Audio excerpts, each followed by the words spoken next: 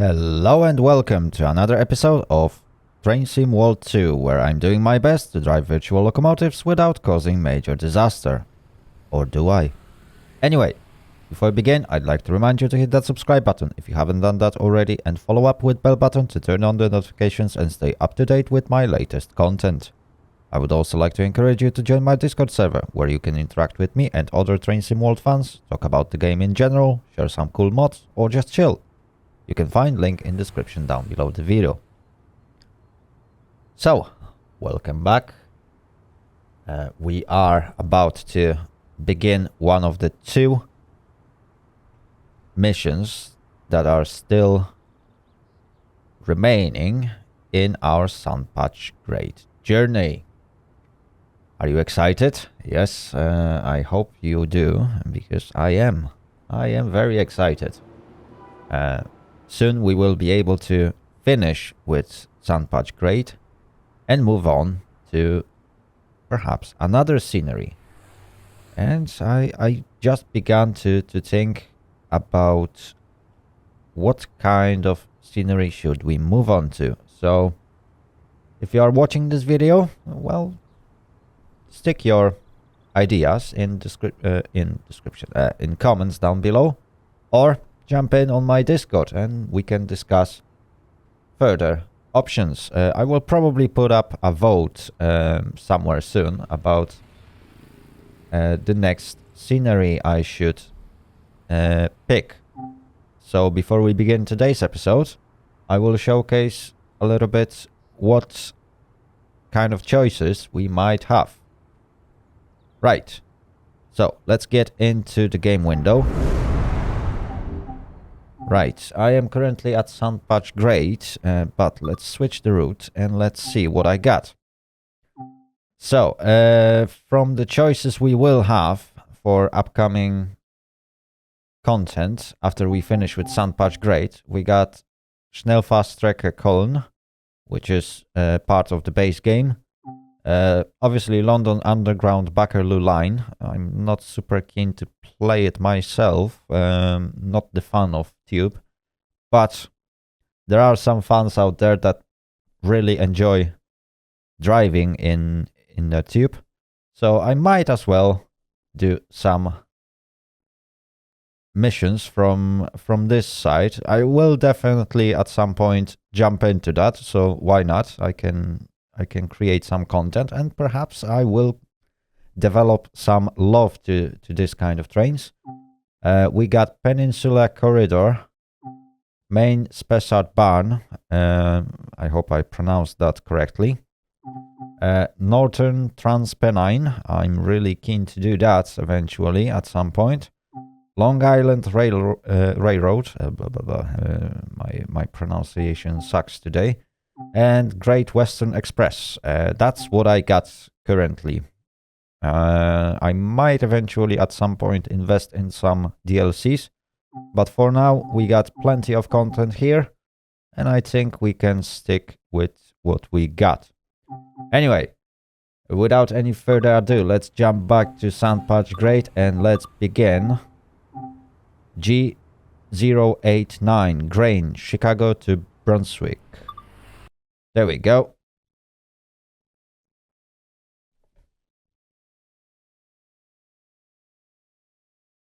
Okay, it's 11:30. Run this grain train to Cumberland, Virginia Avenue, where another crew will take this service. It should take us 90 minutes. We are driving AC 4400 CW YN3B. The grand total mass of this consist is 5,766.5 tons. We got 52 units in our train. And the train length is 0.6 miles. Wow, that's quite long. So it's over 1,000 yards long. Right, let's begin. Okay, the signal has changed. And as per usual, let's begin from setting up our locomotives. So, air brakes. And as I predicted, they are in cutout. I need to switch the front locomotive to cut in and lead. Okay, let's save those changes. Fantastic. Front headlights, bright aux. And that should be it for now. We can stand up from our lovely seat. Generator field on. Okay, and distributed power on. Refrigerator is not actually needed. Number lights on. Headlights. Single or middle unit? No. Short hood lead? Yes, definitely. What else do we need? We need some more.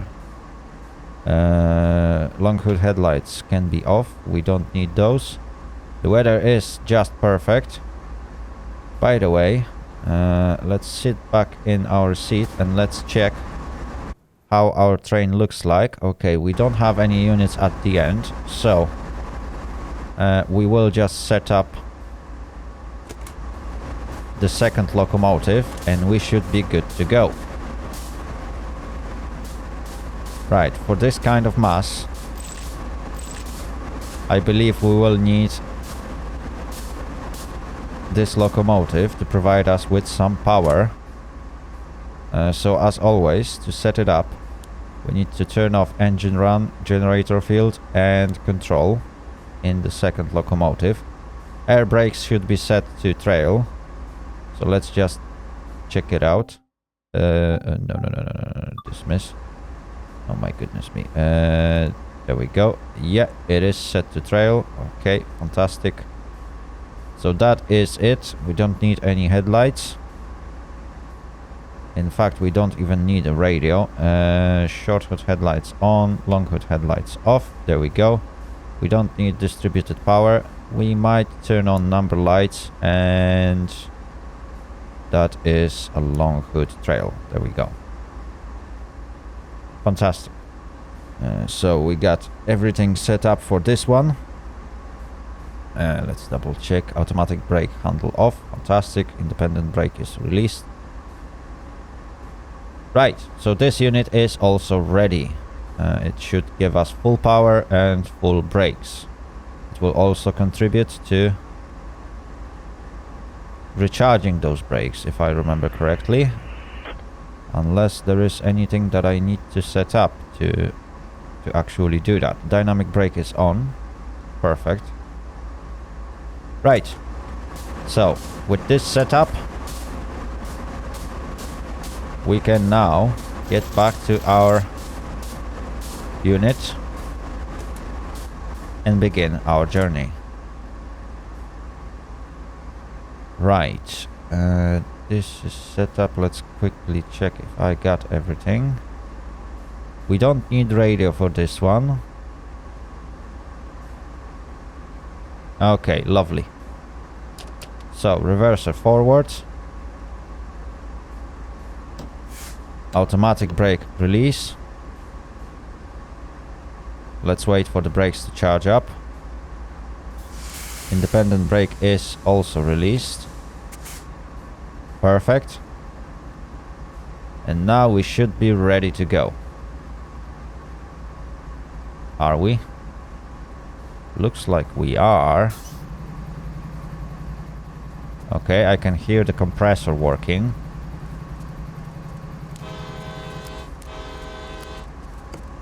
So let's apply power and let's see if we can actually move this bad boy. We should start rolling really soon.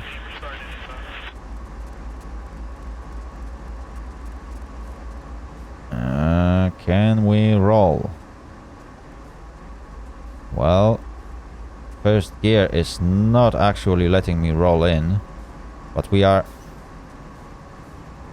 trying to move in uphill, so perhaps notch 2 will be much better. And here we go. Yeah, we're getting some results. No. Maybe yes, maybe no. No, that probably is not enough. Notch 3. And here we go. On notch 3 we can actually begin to move. Right, it is a very heavy consist. So I don't blame anyone. for not being able to actually move. And perhaps some of the brakes might still be releasing. Come on, come on, come on. Yeah. Oh, there we go. Yeah. So the brakes take some time to release, that's for sure. As you could see, the train temporarily stopped even on notch 3. And then, yeah, we began to move. We just suddenly jumped forward, which means that the brakes are fully released right now. It takes awful lot of time to release them, but yeah, we are ready to go. Fantastic.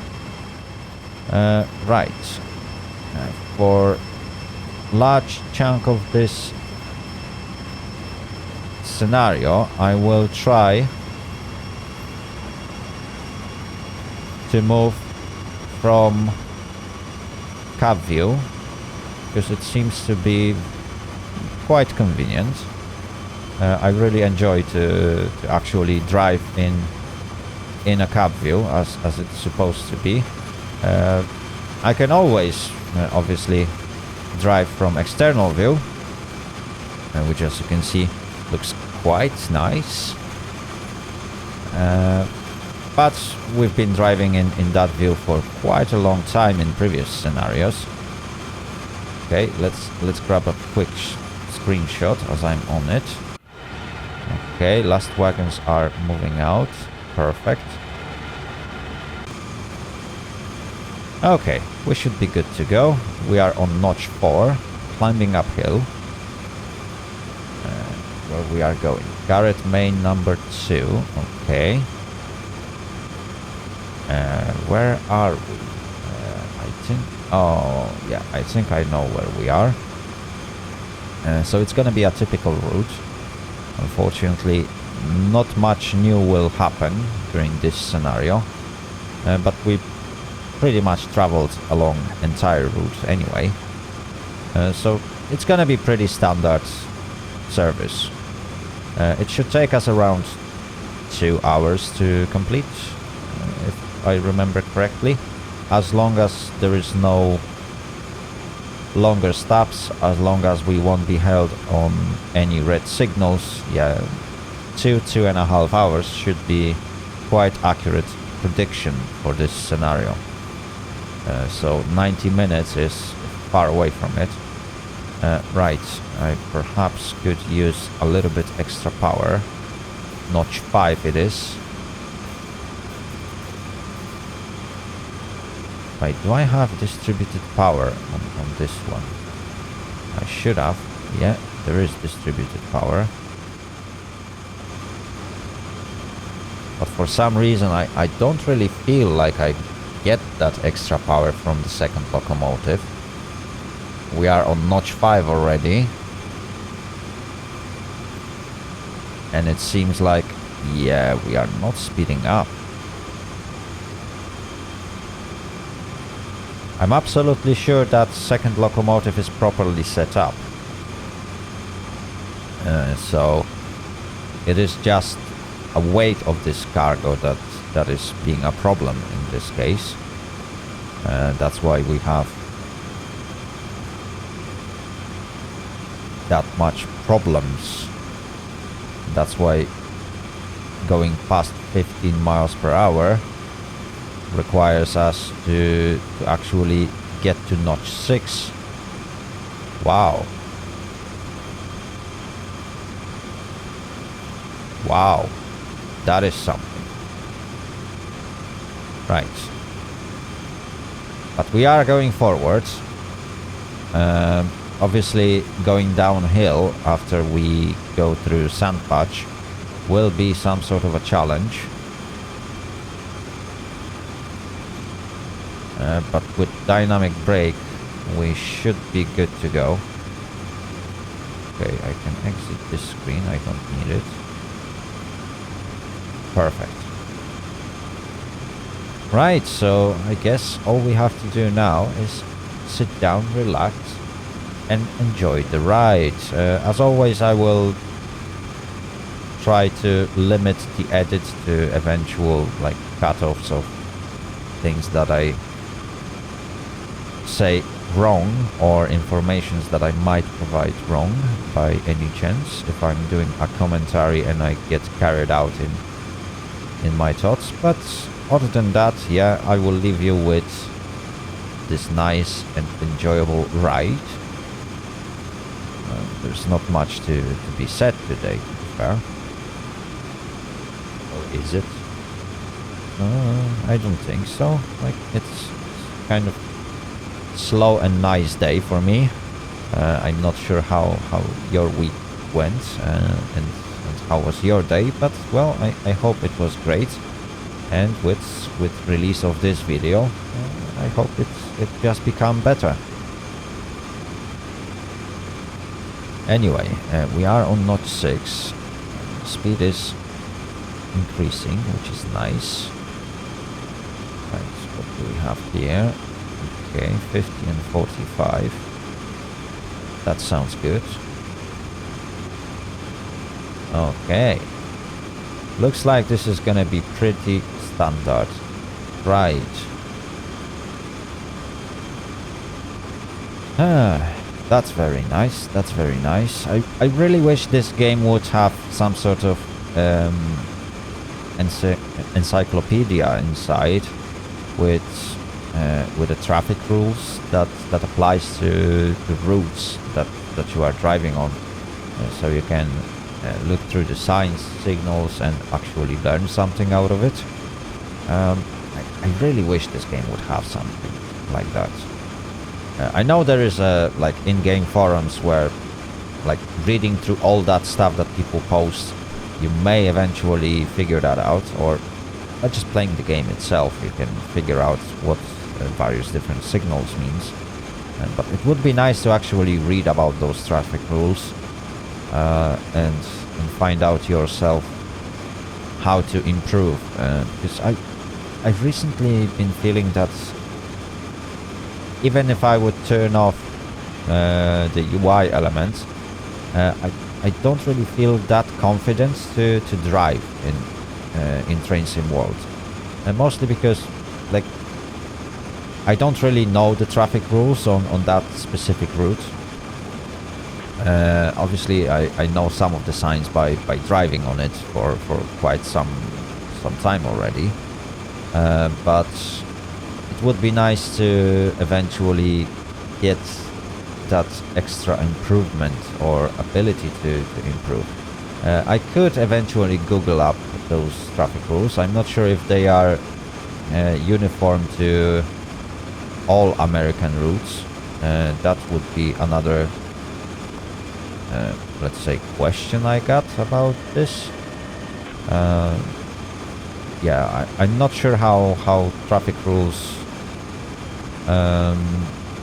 or how uniform they are across entire US, because obviously United States is divided between those different states, and each state has its own legislation and they have slightly different laws between each other, which is creating a lot of problems when it comes to learning traffic rules. You have to actually learn them route by route basis, because depending on where the route is, you might follow slightly different rules here and there, which is opposite to what you would get in different places. Ooh, I've been speeding a little bit. Okay, but independent brake is definitely helping me keep my speed in check. Okay, I will now let it coast. Ooh, that's no good. Yeah, I will apply a little bit more independent brake and drop my speed just by a touch.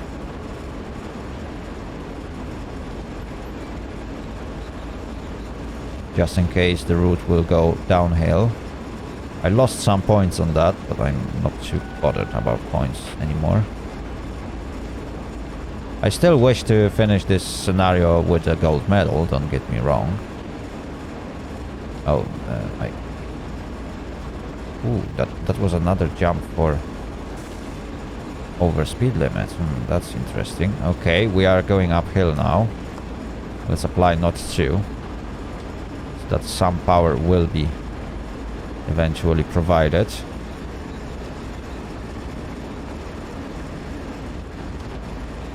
Okay, we're doing good.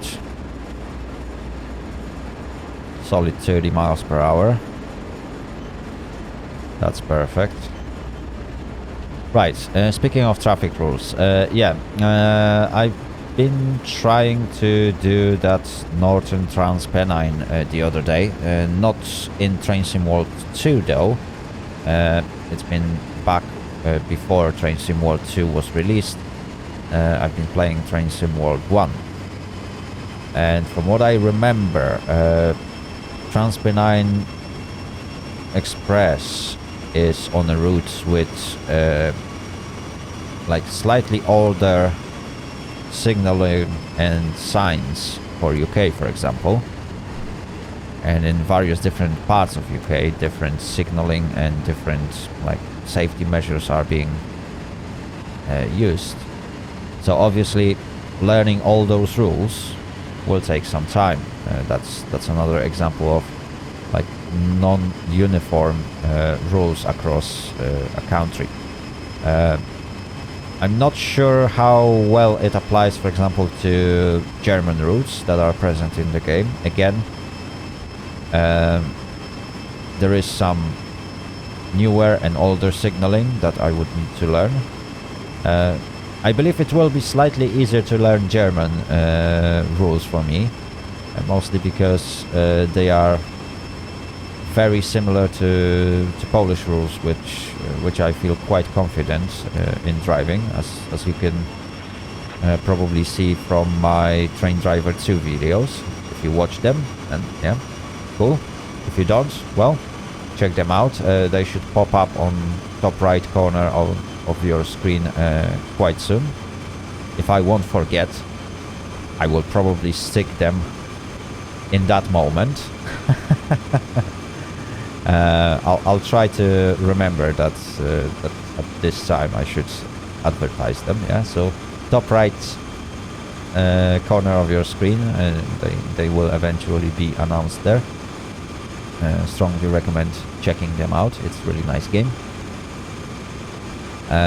Anyway, we are in Train Sim World 2. Yeah, so I really wish this game would get a wiki, like a proper in-game or built-in game wiki where you can learn all the traffic rules you need in order to like turn off UI and just drive. I really wish to do that at one point. That would be a nice achievement to get a gold medal by just driving according to timetable, obviously, but driving without any sort of UI or this kind of stuff. Because yeah, predicting what's going to be the next signal is also another issue. You never know when the signal will change or what's the next signal unless you know how to read the signals that you are being provided with, because they should inform you if the next signal is expected to be green, red or yellow. I'm not sure if American signals are actually helping with speed limits. I think it's only provided by signs. And again, are there any information signs that the speed limit will go higher or lower, which I'm probably missing? Or is it just pure knowledge of the route that drivers need to have in order to drive according to speed limit? I know in Poland specific signals will set a new speed limit for you. Specific signals will inform you about the state of the next signal, so you always get that information up ahead. I know that there are like static signs that will inform you that within a braking distance there is a speed limit change, and you know what kind of speed limit you can expect. So you can always drive according to actual speed limit. I haven't noticed that in Train Sim World 2. So it is very difficult to actually always stick to speed limits.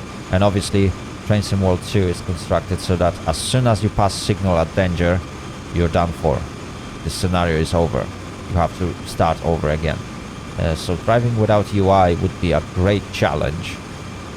And yes, you can technically redo the scenario if you've done it like 3 or 4 times, and from your memory you can know, okay, in this place at that time that should happen. Yeah, you will be able to do that, but that's like getting into bad habits and routines.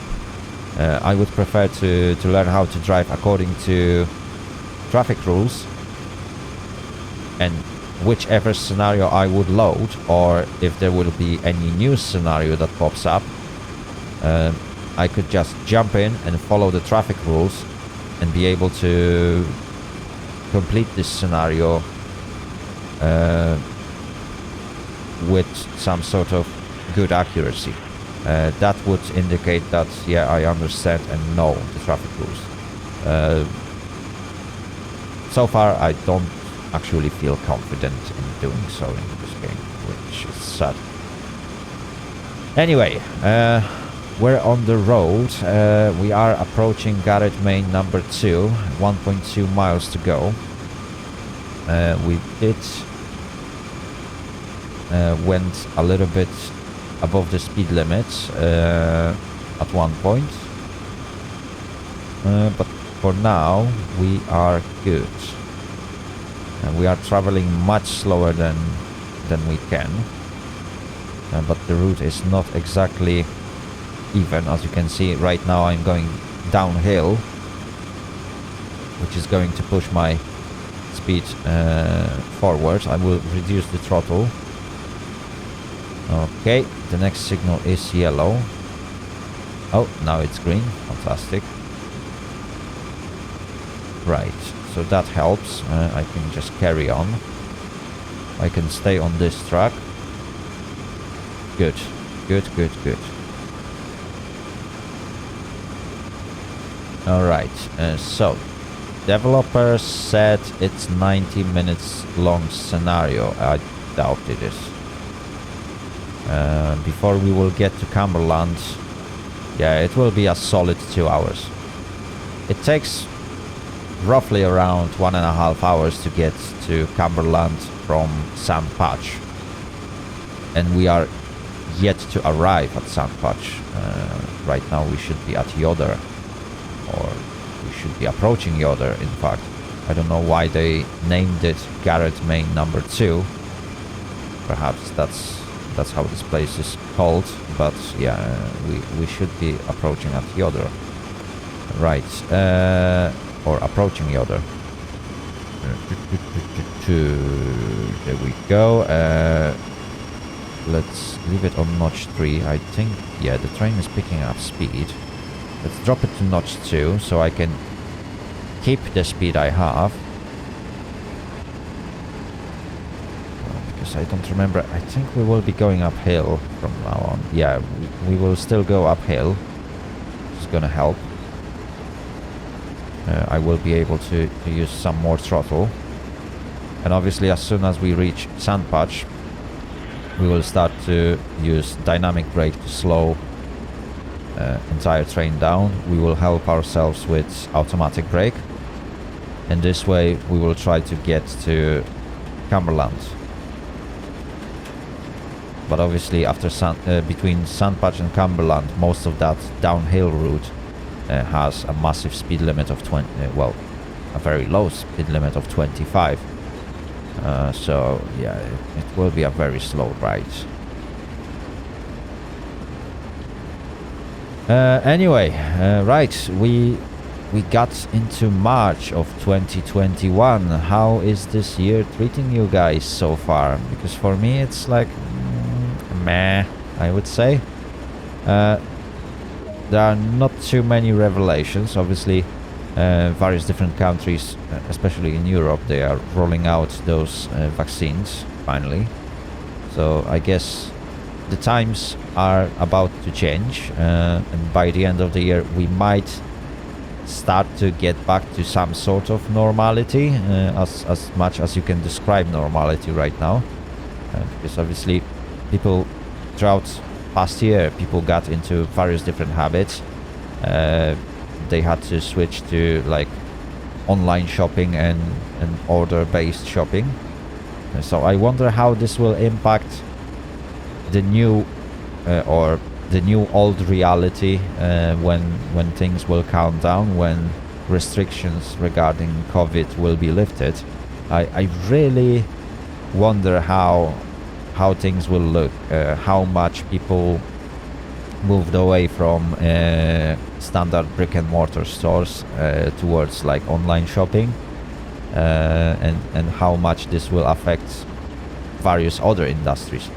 Obviously there are still companies that are pushing employees to come back to office or to come back to various different workplaces, even though they actually shouldn't in many cases. But yeah, there are some bosses that are like control freaks or just outright stupid. My boss is not different. Don't worry. Yeah, I'm not the greatest fan of the guy, but well, we have to work together. Anyway, yeah. So I wonder how things will change, because that's interesting. When restrictions are being lifted, which kind of industries you think will benefit the most from it? I think that people are so tired of being sat at home that like all the bars and pubs will just boom for the first few weeks. Like I have that feeling that it will be a massive and constant party in this town. Seriously, it will be like... Yeah, I feel it will be like a massive festive season where everyone just rushes to local pubs to have a pint. I'm not sure how it will look in other parts of the world, but yeah, that's my small prediction for how things will look like in first few weeks after restrictions are finally lifted,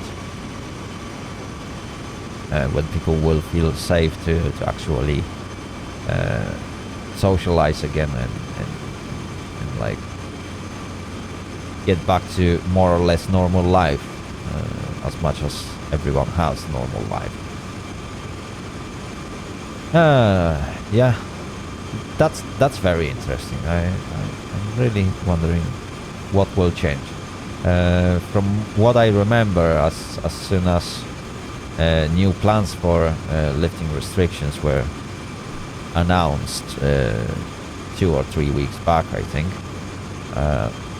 like some of the companies that are like doing all those travel stuff, which I rarely do myself,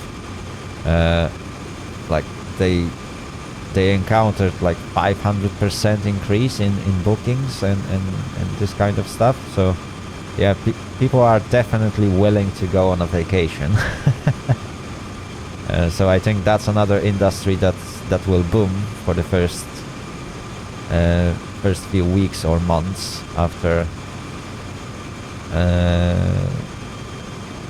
restrictions are lifted.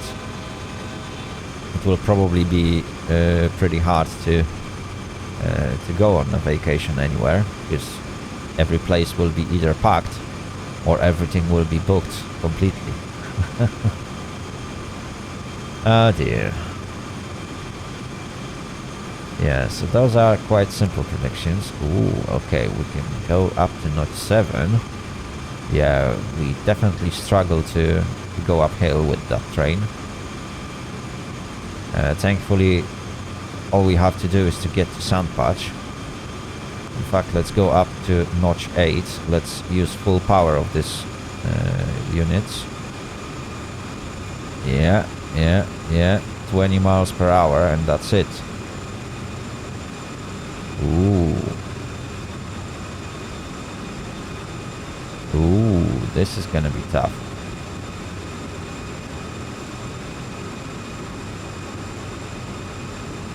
Yep.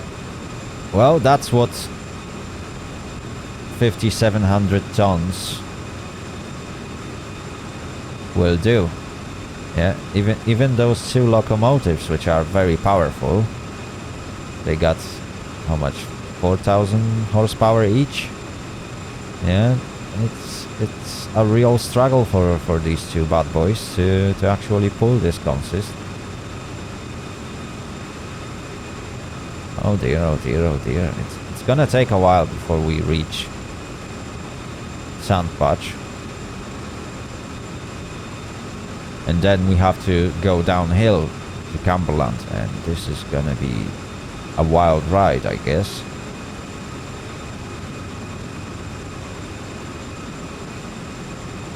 Yep, it is gonna be a wild ride.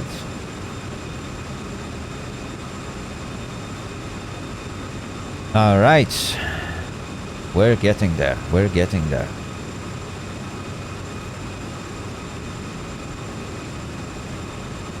Cool.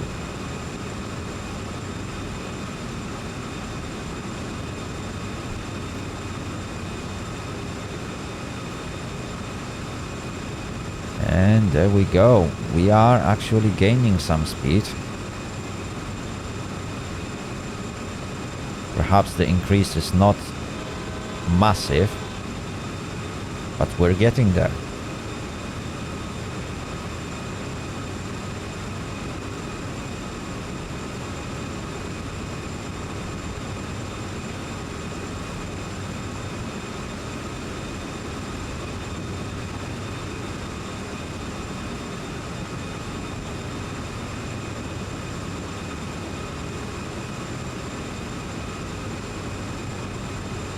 Okay, right, looks like we will soon get to Sand Patch. It's just 3.3 miles until our next checkpoint. And then we will begin that standard drive down or descent. We'll see how well it goes, because obviously with only 2 units, I believe we will have to use a lot of power to keep the train in control. So I think that's the main challenge of this scenario. Just like going uphill, as you can see, I just introduced notch 8, and it seems to be sufficient to pull this consist. Maybe not at the greatest speed ever, but it's more than enough for me. 25 miles per hour is quite good speed to relax in this game, but perhaps not good enough speed to relax when you're going downhill. Oh, definitely not. I will have to use quite a lot of braking and dynamic brake to eventually keep this train in control. Speaking of trains, were you guys following the upcoming sim that is about to be released in Q3 this year, if everything goes by the plan, of course? I'm really hyped to actually get my hands on it, and well, yeah, many of you probably have guessed what I'm talking about. It's that good old, brand new sim rail from company. Well, it's gonna be published by a publisher called Playway from Poland, and the game is created by a company called SimCall, which is also doing industrial simulators for actual train drivers that are learning to drive on real railroad. So I have really high hopes from this product. If this is the same company, then they have more than enough experience and good enough background to actually release a very good game. And so far, yeah, hopes are high, especially that the game will have a multiplayer. So that's something new for train sim games. Well, maybe not exactly that new, because if you are following my channel, I'm already playing one train sim game that has multiplayer. And yes, we are again talking about Train Driver 2. So again, I strongly recommend checking out this product. It's in separate playlist on my channel. But yeah, SimRail is going to introduce slightly better graphics than Train Driver. It's still the same engine, if I remember correctly. It's still made on Unity. So the graphics will be slightly worse than Train Sim World 2. Even though from the screenshots I've seen, it looks absolutely gorgeous. Like,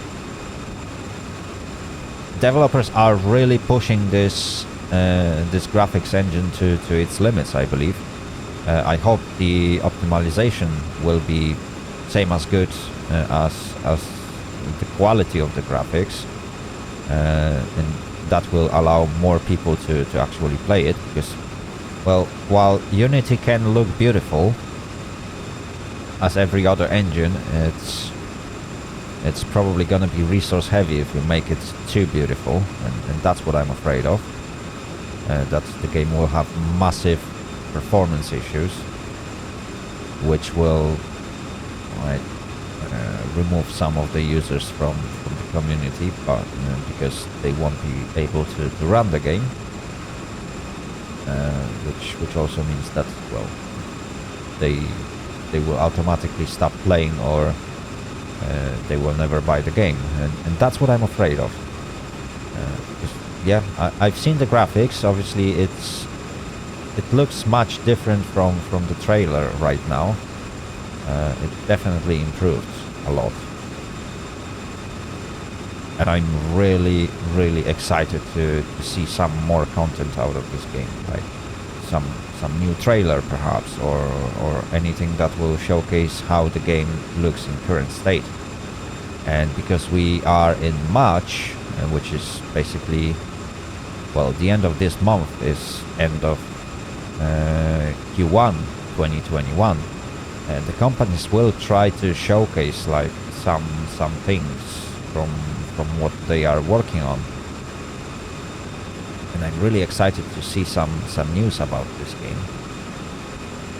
I'm not too excited to hear about the news from Train Sim World 2 though, because lately, I don't know, like, they are constantly working on new DLCs, which is fine, because the game is increasing in content, but we all know how much DLCs for this game can cost.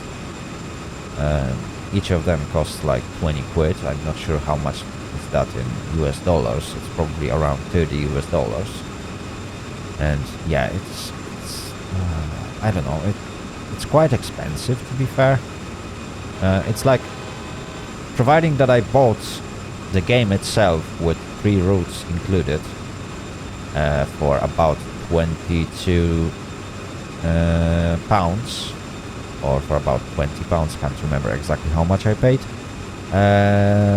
which is right now equivalent of around $30. That seems expensive to get one extra route for pretty much the same price as the base game. On the other hand, well, they need to make money somehow, so I don't blame them for releasing DLCs, and I'm totally not against the DLCs, but I hope that they are actually improving the quality with every DLC, because what we could see in this route, there were a few things that they could definitely improve on. And I hope that such improvements are being introduced in those new DLCs. They definitely do a great job at modeling and graphics. That's absolutely, like, routes look absolutely gorgeous. But yeah, I'm really scared that other routes are suffering from exactly the same issues, like poor quality tutorials and poor quality of mission designs sometimes. Well, at some points at least. So I hope this kind of stuff is gonna be resolved in upcoming DLCs, whatever they are planning to release, because I wasn't following their schedules. I think they posted some recently, but yeah, I really didn't have time to look at that. Oh dear, oh dear, oh dear. Anyway, we managed to go to Sand Patch. We are here. We are just moving through the siding.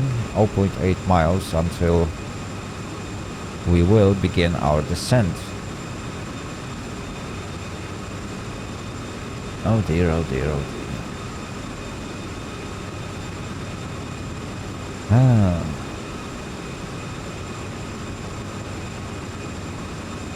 This route looks so nice.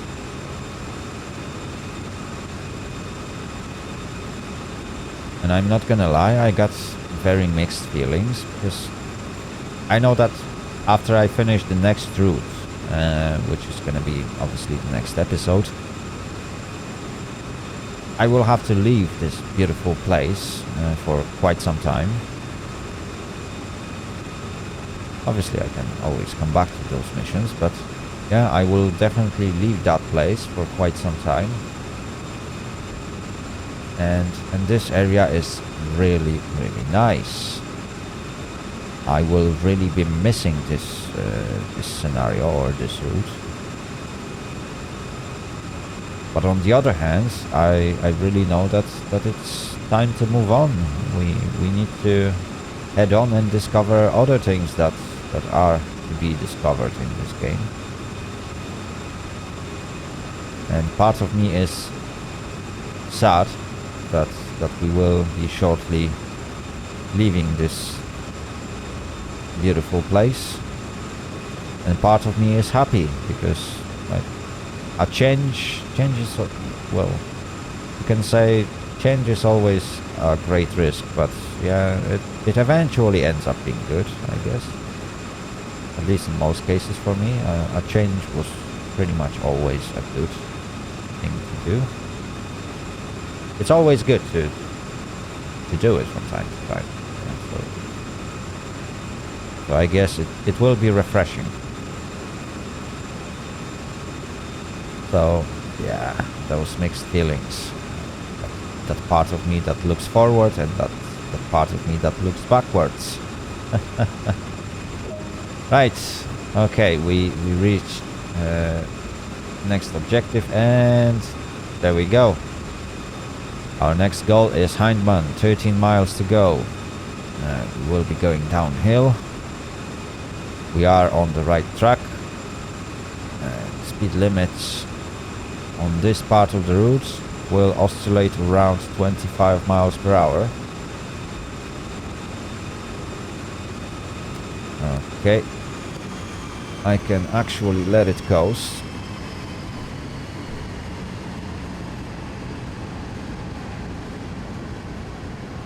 There we go. The train should more or less hold its speed. So there is no need for me to actually do anything. It will temporarily drop, but we are already moving downhill. I guess it's... yeah. It is a perfect time to start introducing some dynamic braking. Okay. Notch 1. That should be sufficient for now. Is it? Yeah, it's already not sufficient. Notch 2. There we go. Yeah. Hold that speed at 24.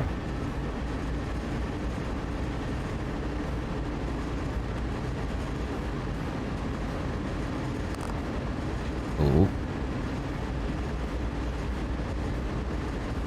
Okay, it seems to be more or less stable.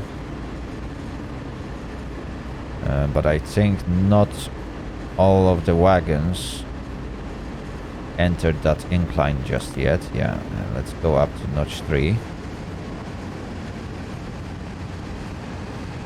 Okay, speed is slightly dropping. This is good.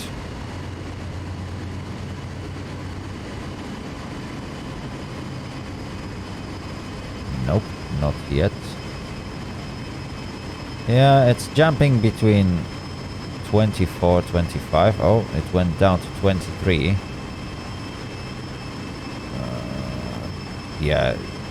Oh, I can feel that this locomotive is struggling to keep this load in place. And obviously the incline will just get worse.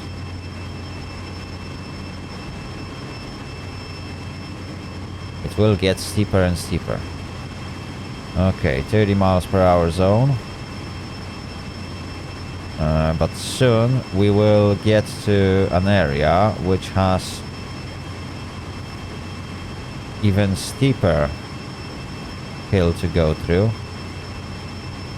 So there's no need for me to rush. Okay, let's go down to notch 2. And let's allow the train to get to slightly higher speeds.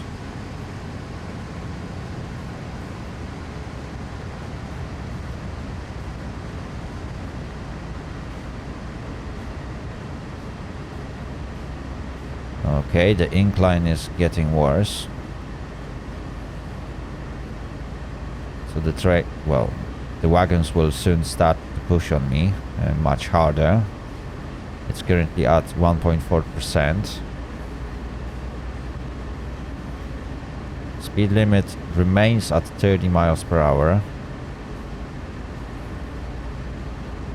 But if I remember this route correctly, it will soon drop down to 25.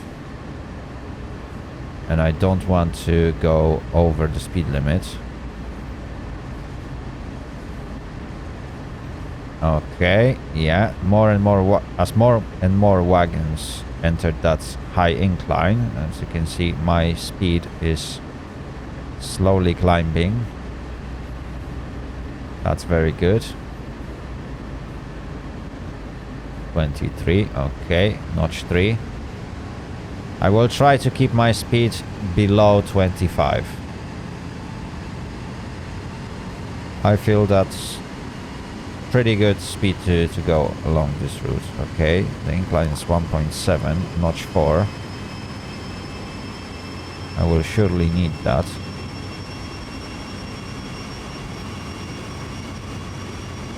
Okay, notch 4 seems to be... Ooh.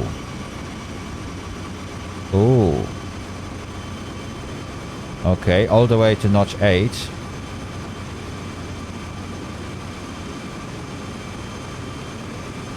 Oh my, and even notch 8 doesn't seem to be sufficient. Minimum reduction. Ooh. Yeah. Oh wow, notch 8 and minimum reduction on the brakes. And I'm just holding at stable speed.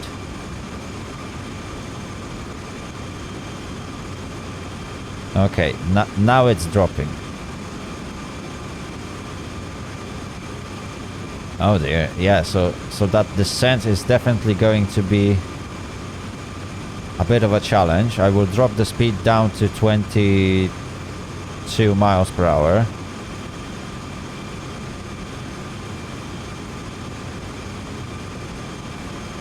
Okay. Let's release the brakes.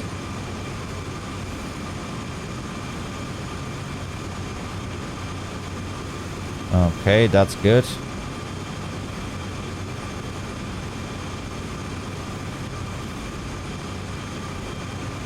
I'm still on notch 8 of dynamic brake, but all the brakes are released.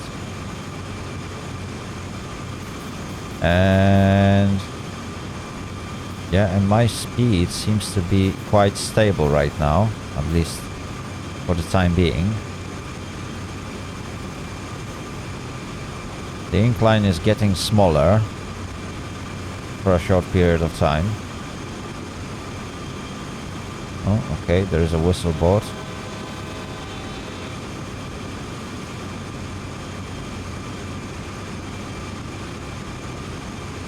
Oh wow, just look at this.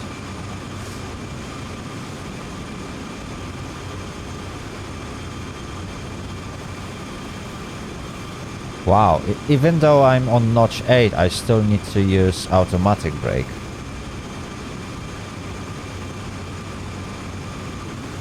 That's how heavy this consist is.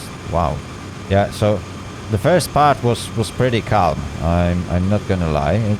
It was like very relaxing route, but yeah, that middle part of this route is where the challenge starts.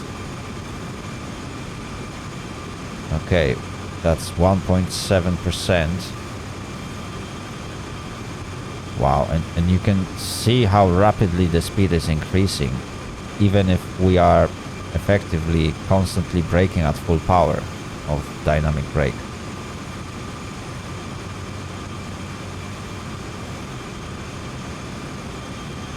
Wow.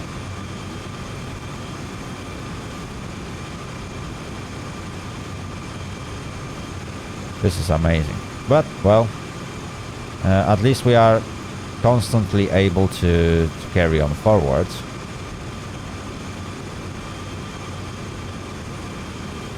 Okay, 22 miles per hour. Yeah. Okay, speed is very unstable.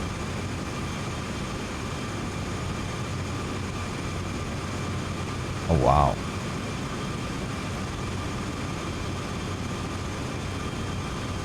Okay. Yeah, it's going up and down.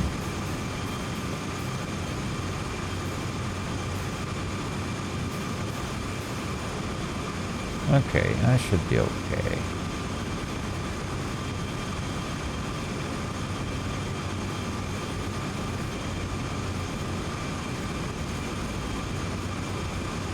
Okay, I think this is this big massive horseshoe.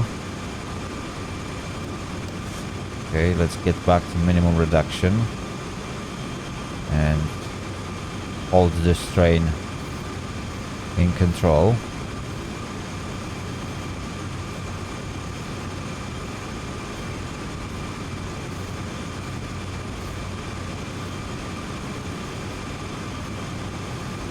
Come on. Okay, release. Right, so we will carry on at that speed. I know I'm traveling way below a speed limit, but the speed limits will change down to 25 miles per hour anyway.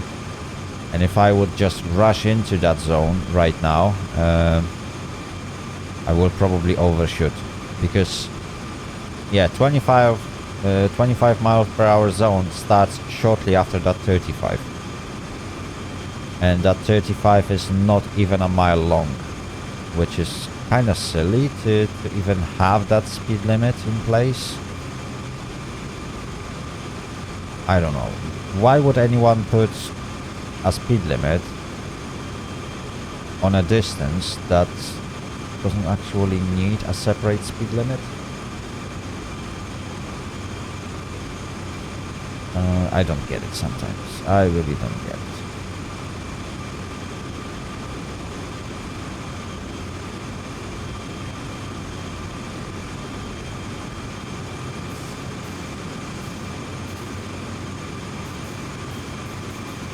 Okay, let's go back to minimum reduction.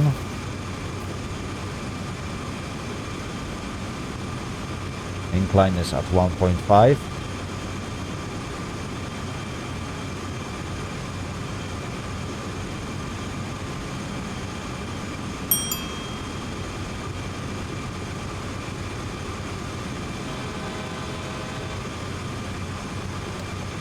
Okay, let's release the brakes. And we are also about an hour into the recording. Yeah, perhaps just a few seconds short. But the video is already an hour long. And we are still a good 45 minutes away from our destination. I think it will take us a bit longer because obviously I don't want to rush to too high speeds. As you can see, my speed is not holding up on stable level.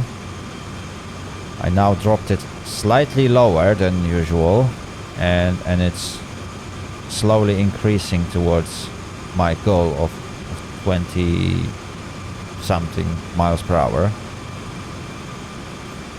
So it will definitely be a bit slower descent than usual, but I'd rather be slow than sorry. You can always like let it go, and the locomotive would soon reach quite significant speed, and you can somewhat hold it in place, but yeah, definitely that would impact your scenario scores.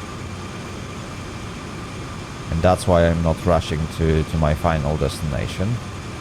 I want to do things correctly. That's how I like to do things. Okay, another speed limit of 35 just up ahead.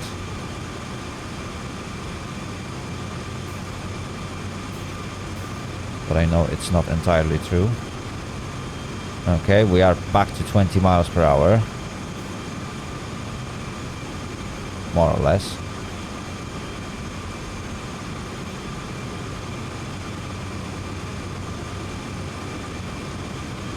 Yeah, it's gonna take some time before I get to final destination.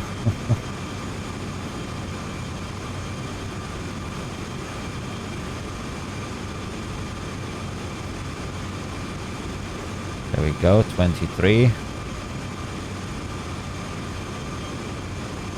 Okay, yeah, that's the 35 in 150 yards.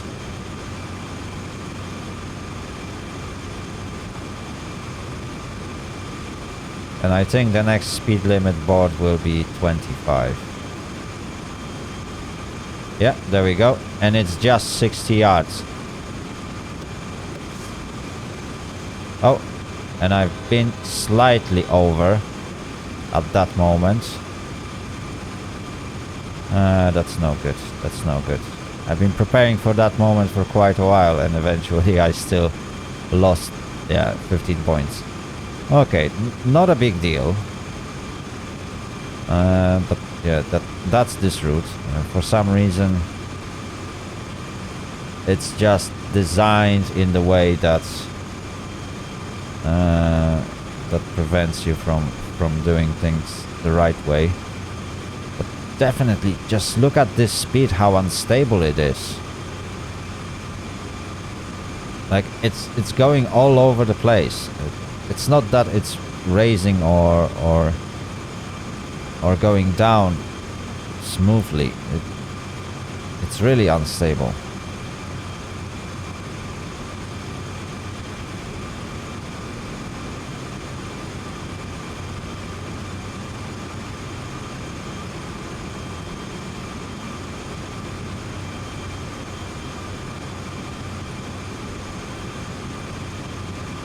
Yeah, this consist is very picky.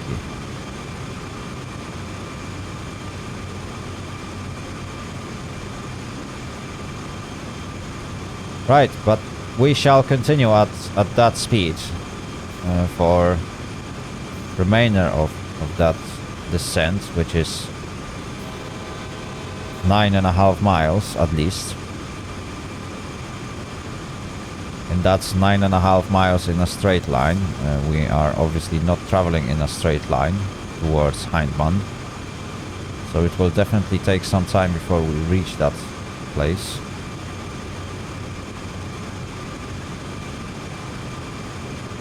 Come on, come on, come on, come on. Okay, we can now release the brakes.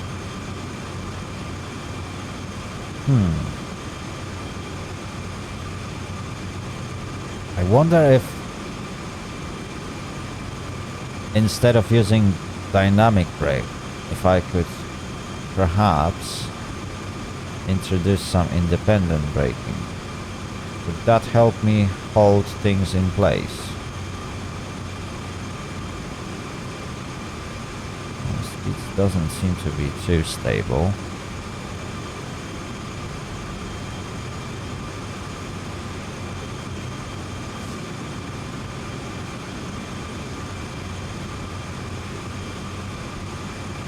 Nah, but let's stick to method that I know.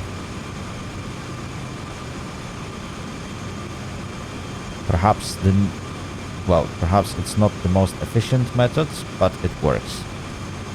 And if it works, why change it?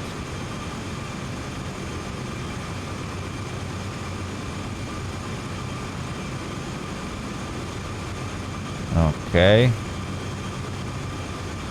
The incline just got slightly lower. It's now 1.3%.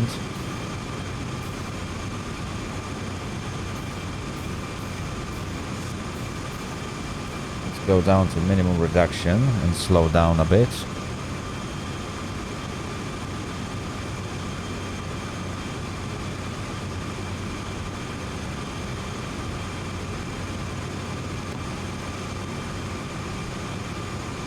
Okay, let's release the brakes.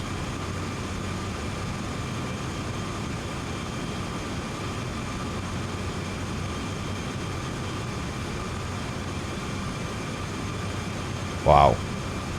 Yeah, the speed is going all over the place. Oh dear, oh dear, oh dear, oh dear.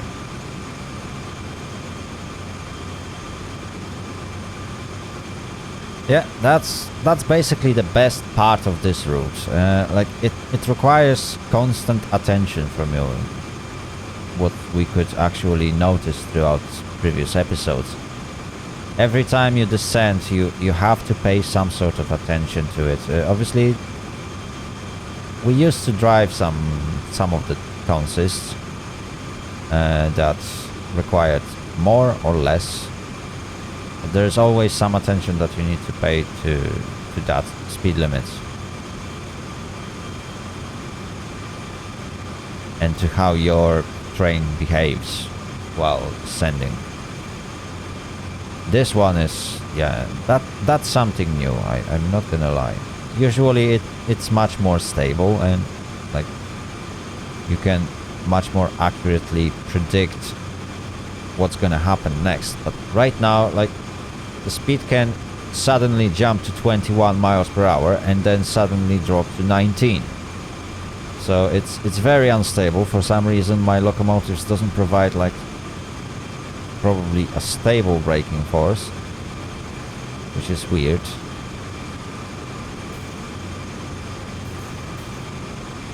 But it's something I have to deal with.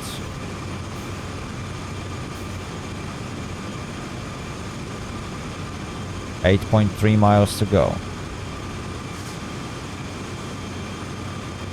Okay, it started to go dangerously high.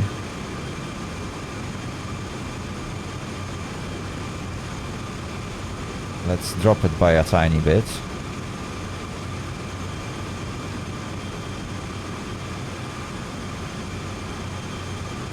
Okay, I can now release the brakes.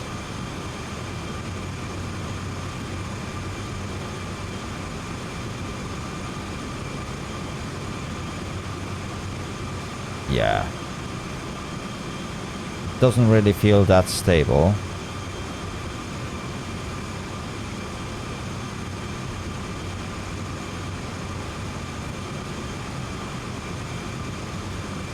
Eight miles to go. Wow.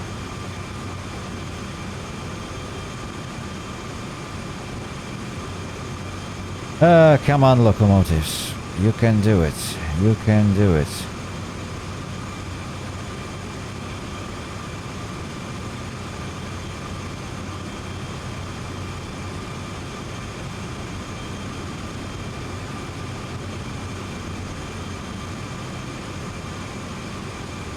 Okay, we got less than 8 miles to go. So far we're doing good.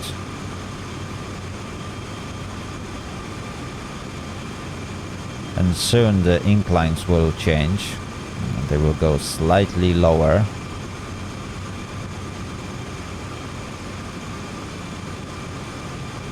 And that's when I can... Well, that's when I can actually reduce the dynamic brake for a while.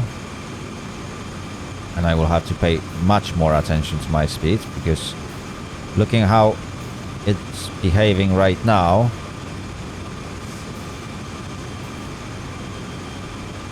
it might become really tricky to keep this train in control.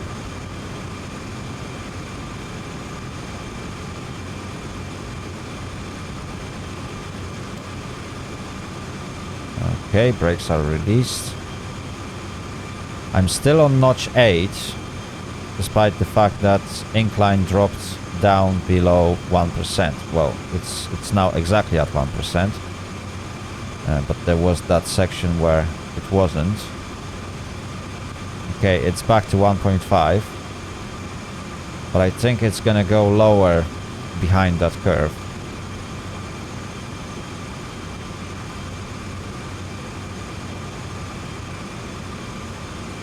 Oh, in fact, it's now going lower.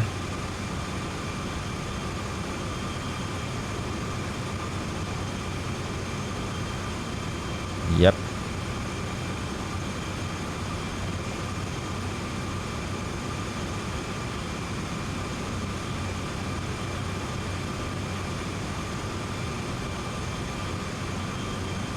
Okay.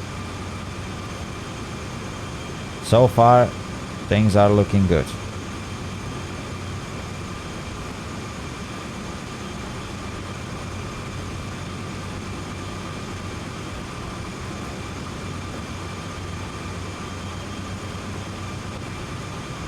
Okay, we are 1 hour and 7 minutes into this scenario, from what I remember. I think we started at 11:30.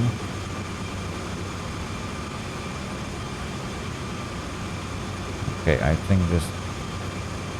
Yeah, my speed is rapidly dropping, so I will drop the dynamic brake to notch 5. Let's see what's gonna happen.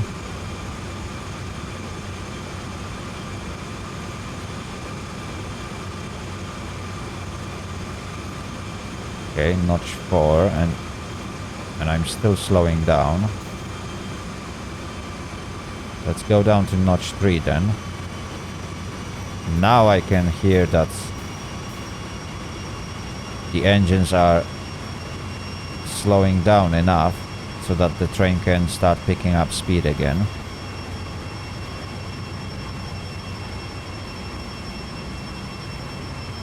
Perhaps let's go down to notch 2.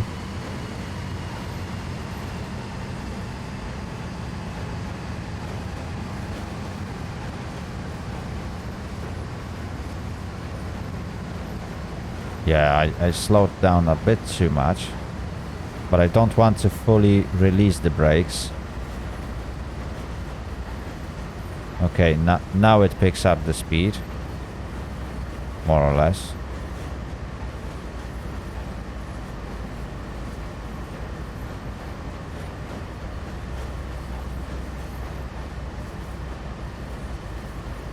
Good.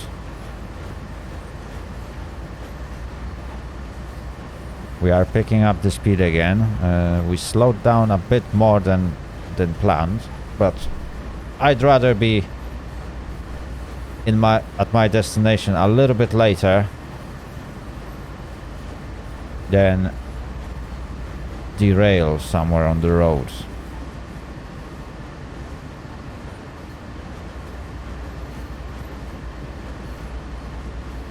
And the speed will eventually go up again.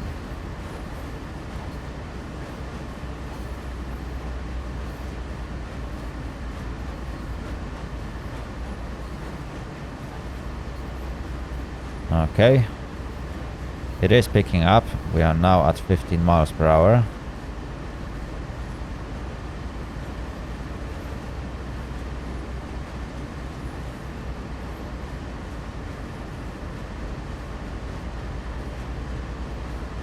Okay, back to 16.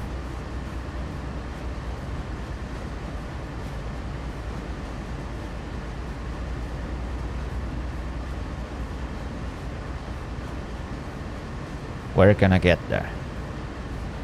17. Okay, things are starting to look good. Okay, this sign says 35 miles per hour, but yeah, again, it's not even a train's length, and I have to slow down to 30. And it's not gonna last long until we will have to go back to 25.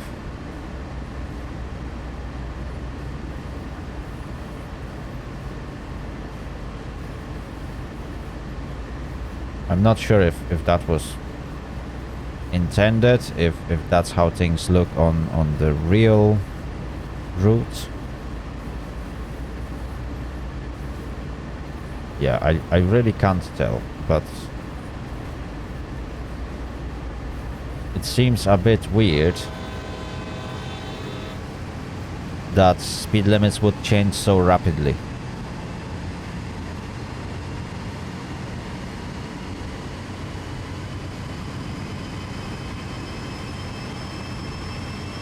Okay, we are back at notch 4.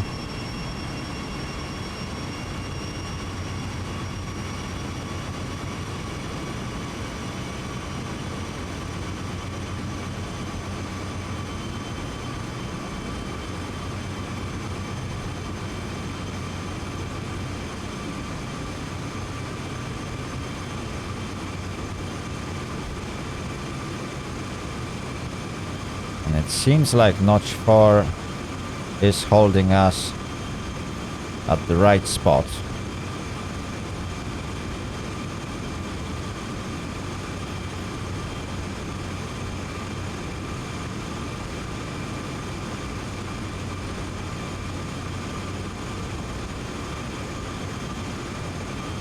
Okay, the incline again drops to 0.8, but it's gonna quickly go back to 1.3, 1.4. And it will remain at that level until we go past Heinemann.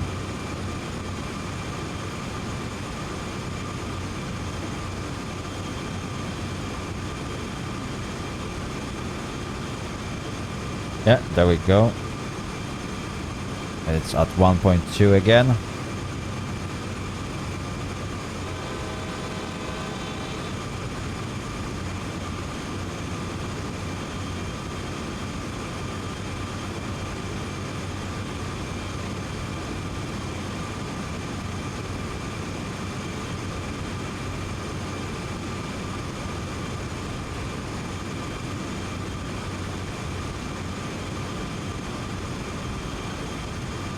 Beautiful.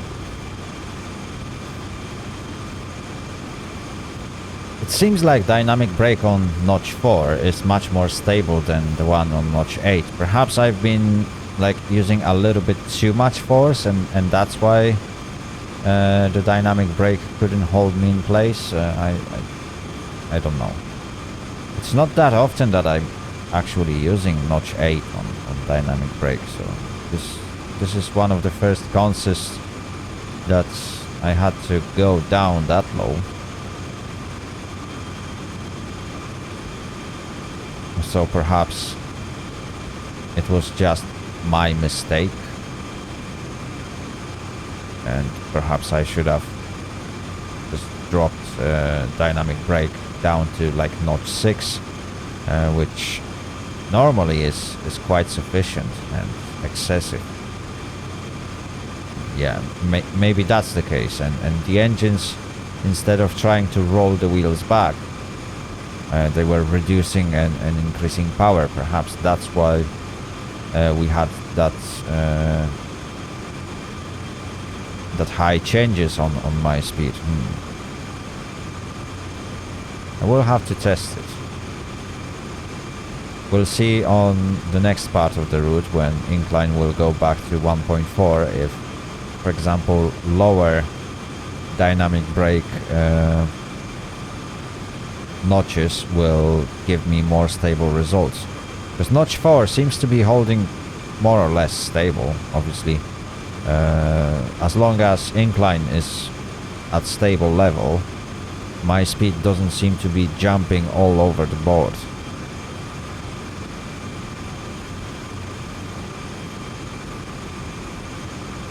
In fact, my speed is now dropping for some reason.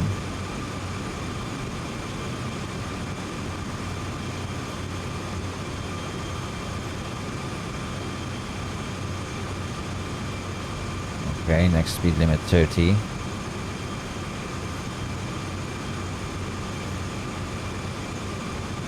Yeah, but I'm absolutely sure it will go down to 25 again.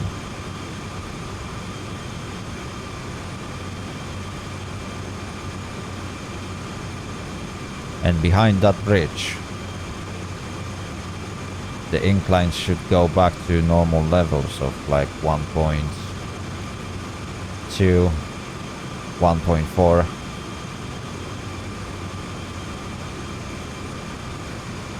Yeah, the speed is increasing again. Good.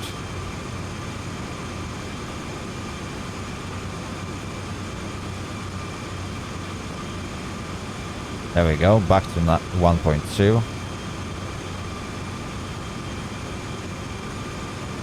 1.3.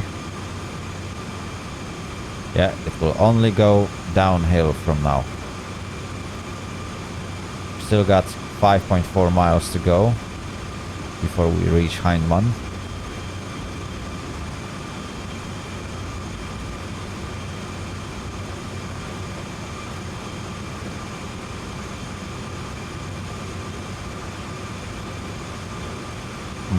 Speed dropped to 12 miles per hour, but I don't really trust it, as more and more of my train is reaching that 1.3% incline. More and more weight is pushing on that locomotives, and we should see speed going up really fast.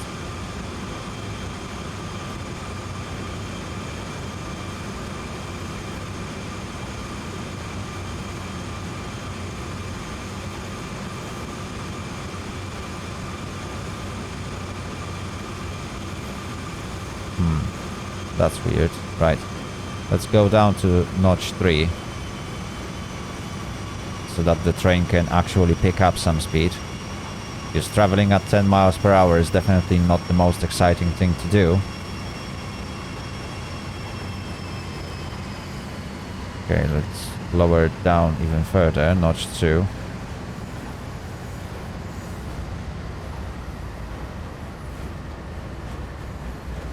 I don't want to fully release it, because I know that as soon as I do it, the speed will just skyrocket, and I might not be able to catch it. Okay, it is slowly increasing to 14, 15. Now it's going down. Okay. Yeah, perhaps there might be some issue with dynamic brakes.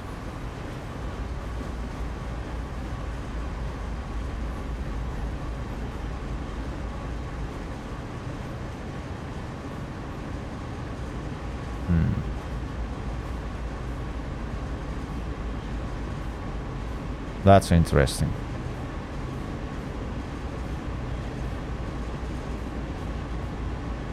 Anyway, we're back to 22 miles per hour.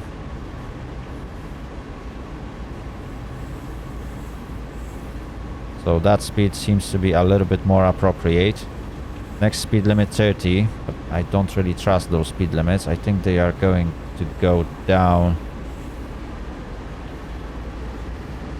to like 25 really soon. I'm going back to notch 4 on dynamic brake.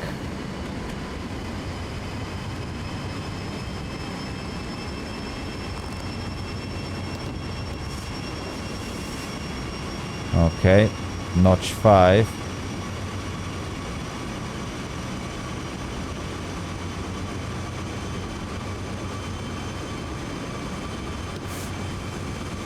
And minimum reduction on normal brakes. Let's drop it down to 24 miles per hour. Okay, sounds reasonable.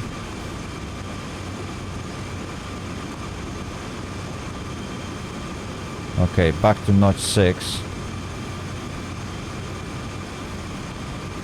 We are now moving faster. But speed became very unstable again. It's going up and down. Okay, 1.4%. 5 miles to go. I don't know, it might be a specifics of grain, like perhaps the grain is acting up in the wagons.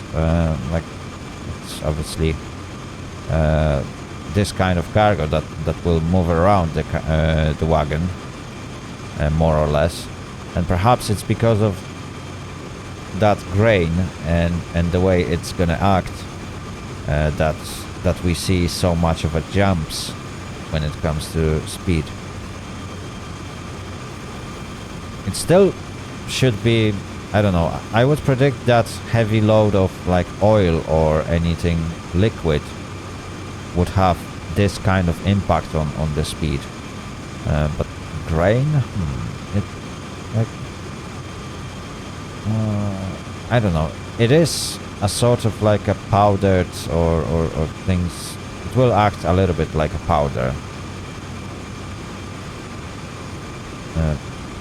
But yeah, it shouldn't be that bad.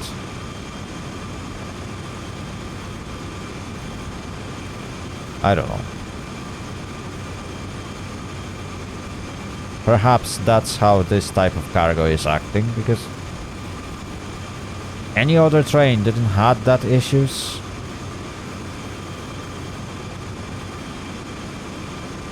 Yeah, let's go up to notch 7. Because my speed is doing some crazy things right now. Oh, whistle board.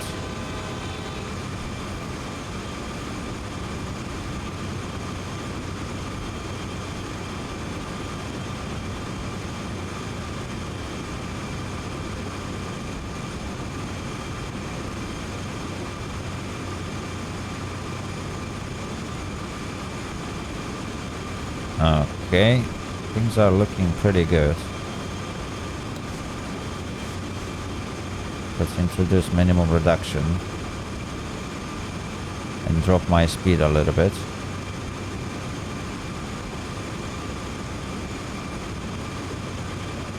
Are you kidding me now?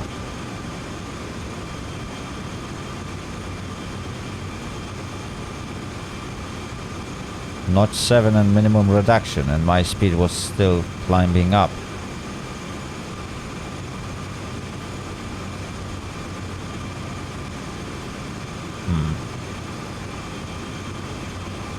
That's a bit weird. Okay, we can now release the brakes.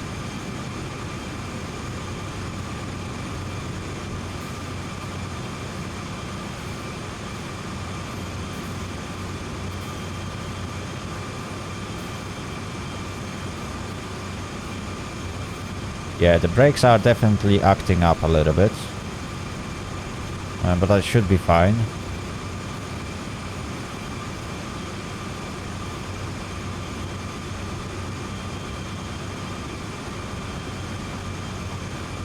Four miles to go.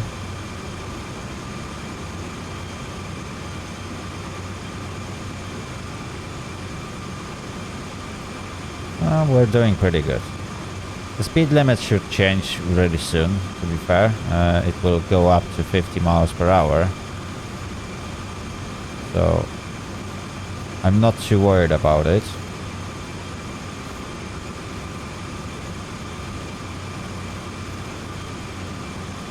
Yeah, as soon as we go past Heinemann, we should get 50 miles per hour speed limit.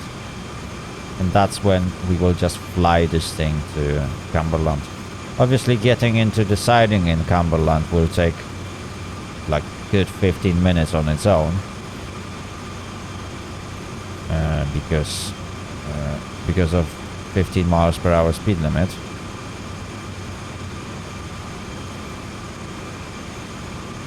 But so far we are doing very good.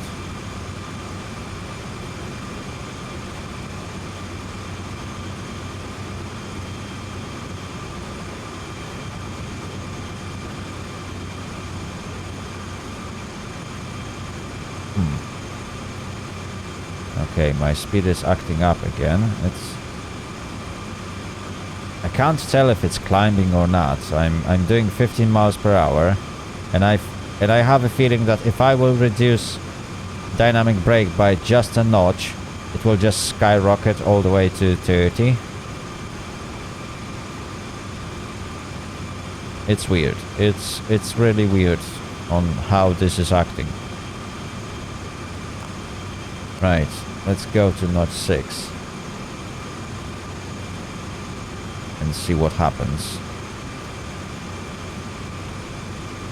Yeah, it seems like dynamic brake in this game doesn't really work correctly. Because I just reduced it by a notch, and it doesn't seem to have too much of an impact on how the brake is acting. I would probably have to go down to notch 4 to actually start seeing any difference, but I already know that notch 4 is not enough to keep this train in control. We still got 3.5 miles to go. It shouldn't take that long. And then we will be able to speed up a little bit because of a higher speed limit. But yeah, it's really... I don't know. Let's go down to notch 5. And again, you don't even hear that the engines are moving slower. They still keep the same amount of power, and I don't know.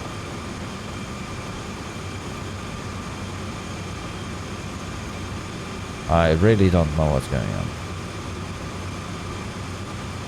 Previously, at this kind of incline, we were struggling to keep this train within speed limit, and right now I'm already down to notch 4, and the train just refuses to pick up any speed.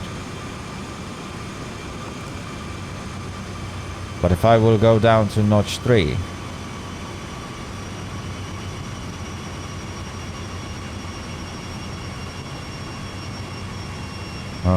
let's let the power drop down to like 70.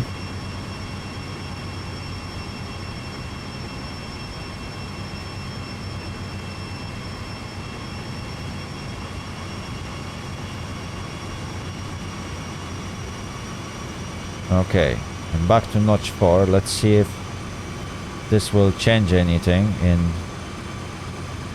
how the train behaves. 3 miles to go.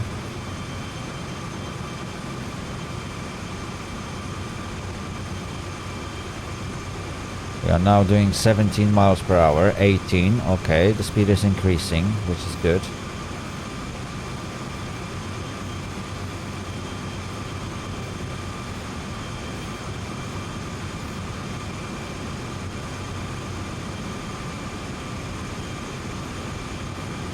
$19.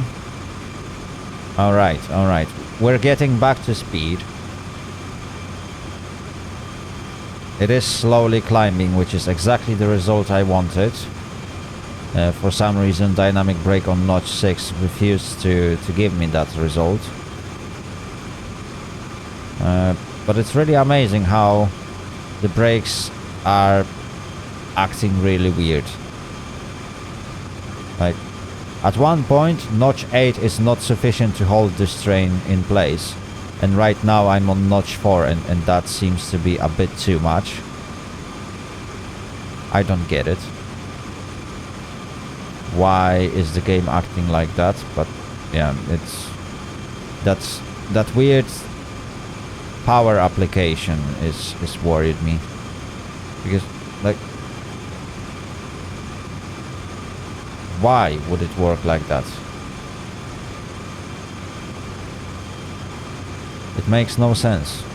I mean, perhaps I'm doing something wrong, but like, why would notch 4 be more or less sufficient right now, while it was completely useless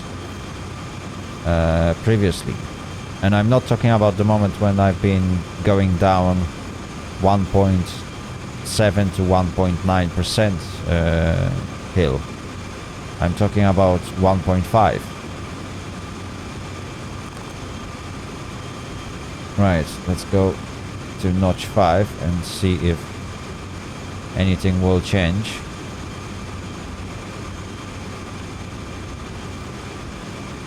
Doesn't seem like anything is changing.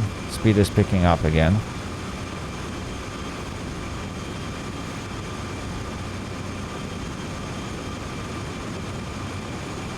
Yeah, I think I might want to go to notch 6. Let's see if that will change anything. Okay, let's apply a minimum reduction for a moment.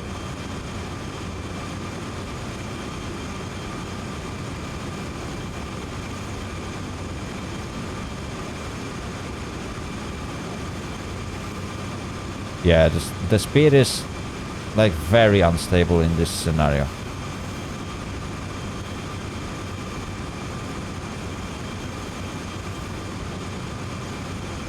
Just look at this.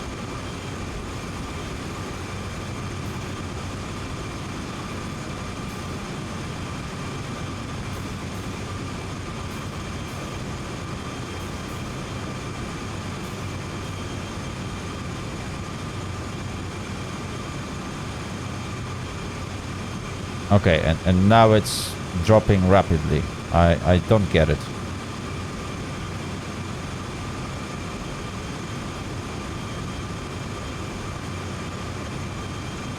Oh dear, oh dear, oh dear, oh dear, oh dear, oh dear. Yeah, there is definitely something wrong with the brakes.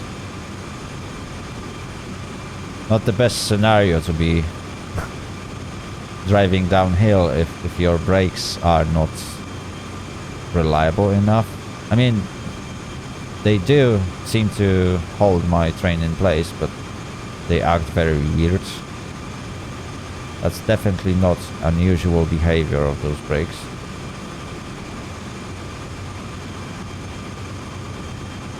Oh, there we go. We finally see some trains on this route. It felt really empty. But here we go.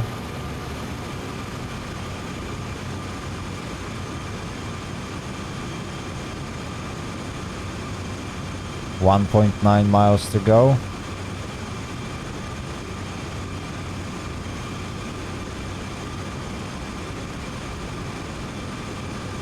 We should soon get to our destination. Oh, and in 1.6 miles, the speed limit will go up to 50. So we are finally getting there. We are over 1.5 hours into the mission. So that's the 90 minutes mark for you. Obviously, if I would be traveling a little bit faster... Ooh. Okay, all the way to notch 8. Ooh. Let's go with minimum reduction for a moment.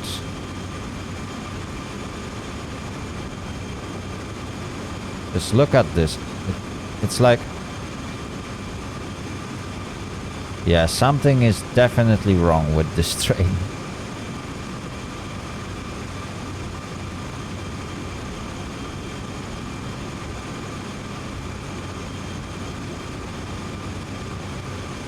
Oh, wow.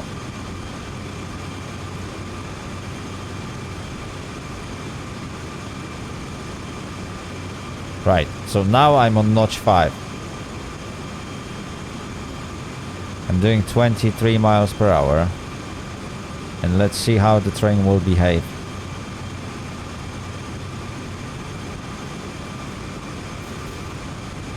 Brakes should now be released.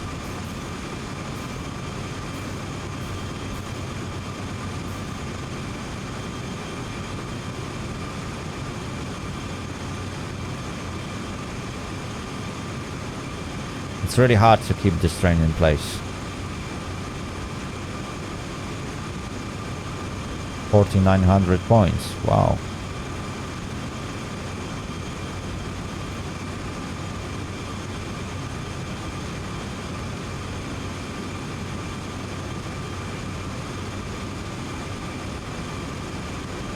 Come on, come on. Okay, the speed is, well, slowly increasing. But it's definitely not stable.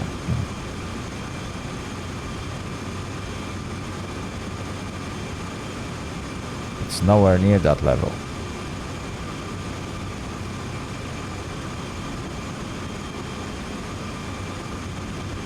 Okay, 1000 yards until speed limit will change. Let's go back to minimum reduction before we go above current speed limit.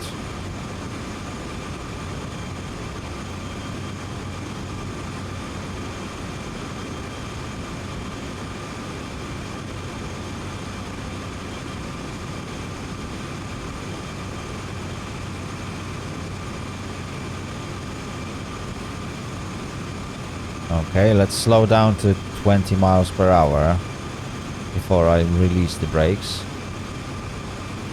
1 mile to go for us to reach Hindman. We are getting very close. Okay, automatic brake is going to release.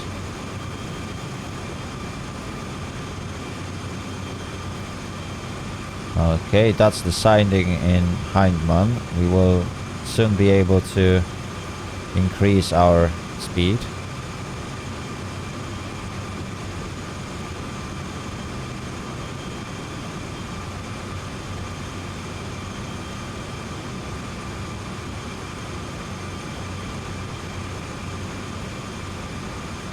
Yeah, and now it dropped to 15 miles per hour. I don't get it.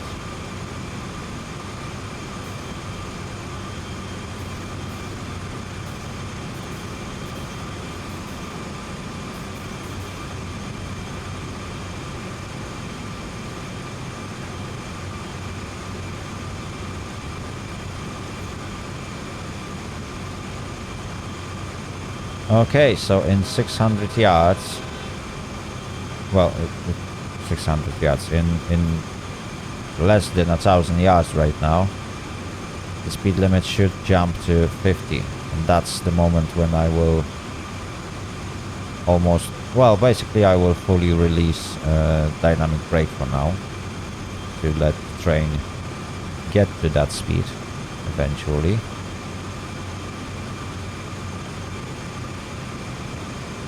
And from now, yeah, I think it's another half an hour before we will be able to finish this scenario. So it's gonna take us roughly around 2 hours 15 minutes, perhaps 2.5 hours to finish this scenario and this video.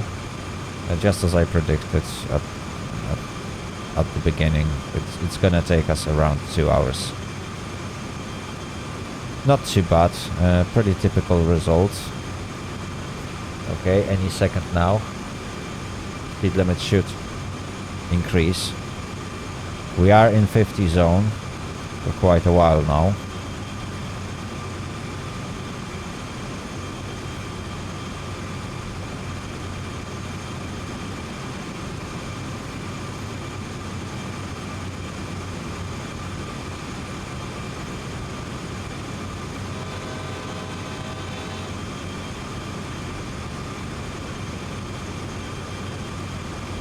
Okay, it's still not increasing.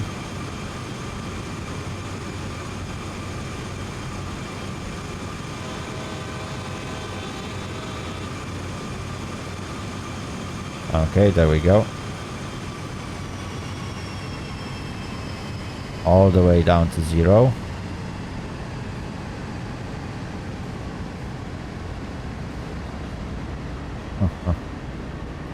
And yeah, here we are. Train is now fully pushing on me.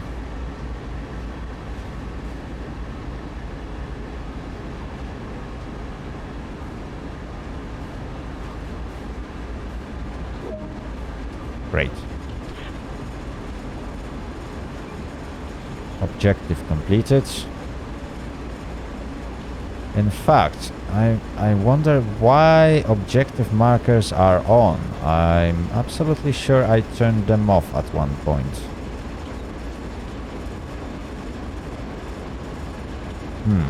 I will have to have a look at this. Perhaps I've been experimenting with something. No, I wasn't experimenting with anything. But it just hit me that they are back on again. And I'm almost absolutely sure that I turned them off at some point. I don't want to mingle with it while recording. So for next episode I will turn them off. But yeah, they were supposed to be on.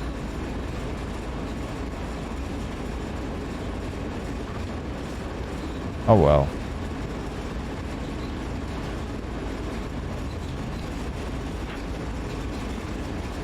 Right.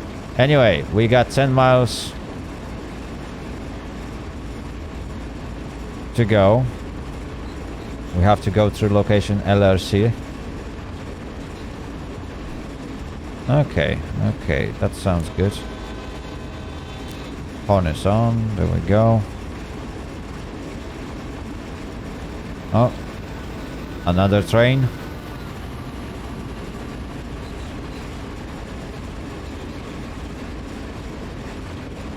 Beautiful. Right, let's introduce some dynamic braking.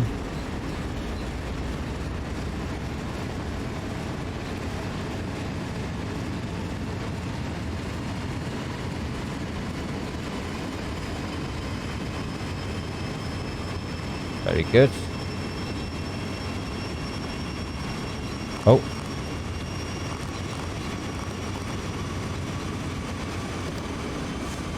Minimum reduction. Yeah, we went a bit fast on this one.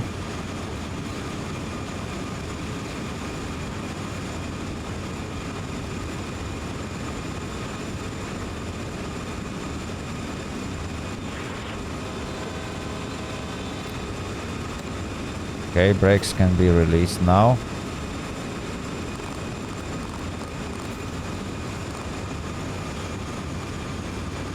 Okay, let's get back to notch 3. That should give me enough power to eventually keep this train in control. 9 miles to go. Oh, back to notch 2.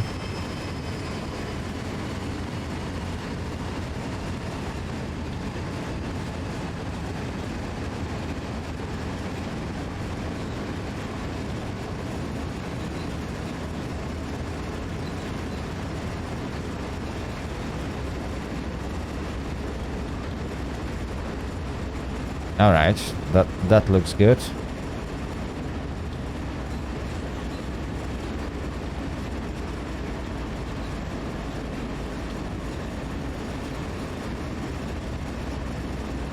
All right, the speed is pretty stable. 41 miles per hour. I can take it. Yeah.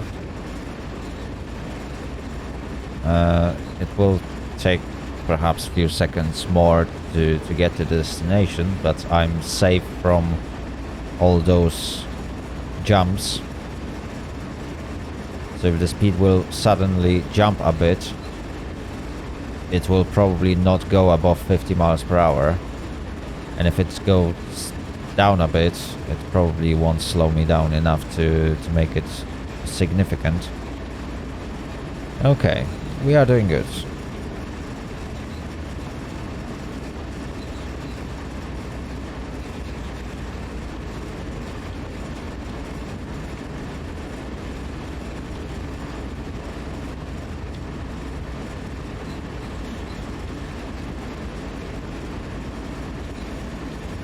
Alright, let's introduce notch 3 on dynamic brakes.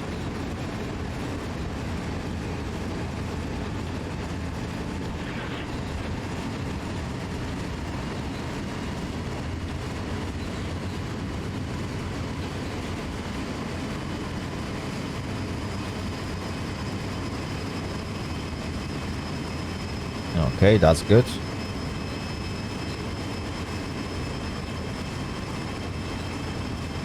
The incline is going to drop for a moment.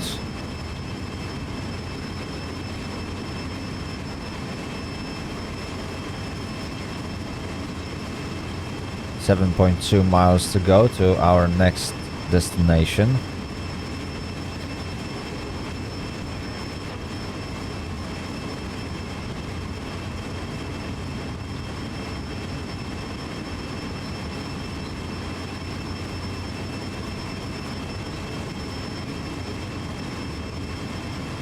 Yeah, it should go much faster than previously.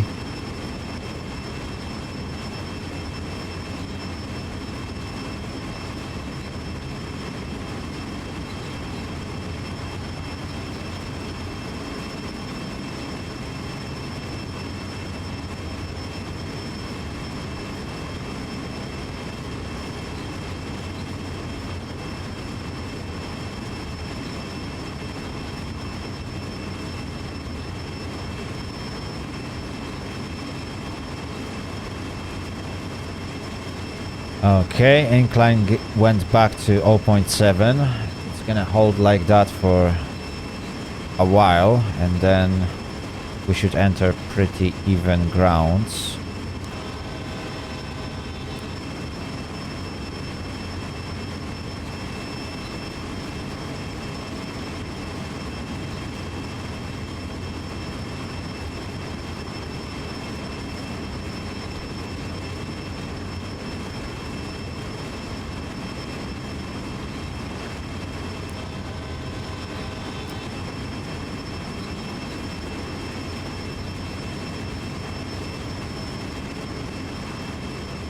Alright, very good.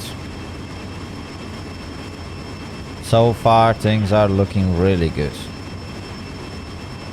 6,240 points so far. There's still quite a long way to go. Speed is quite stable for a change. I wonder for how long.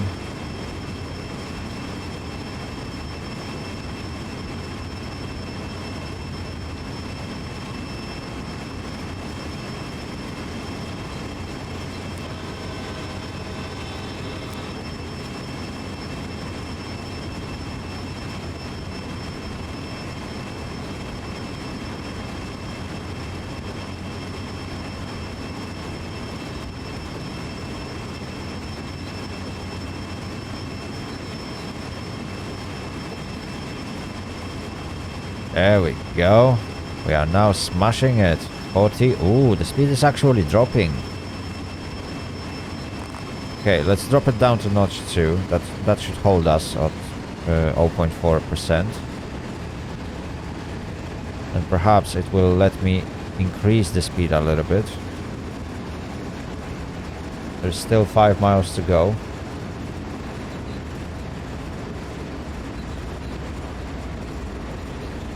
But with that speed we should get there in no time. And from there, yeah, from Ellerslie, which is probably the viaduct junction. I don't know why they always introduce different names for those checkpoints, but that seems like it's gonna be at viaduct junction.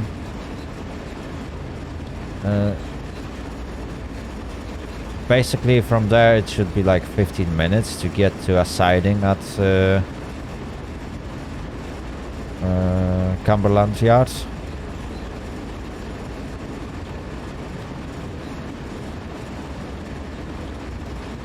Okay, 4.6 miles.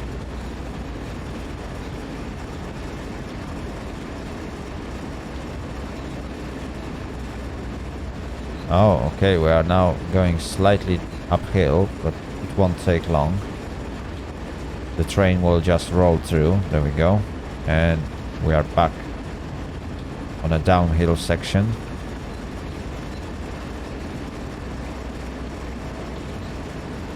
And as more and more of this train is gonna pass through the peak, we will start seeing the wagons pushing on us more and more.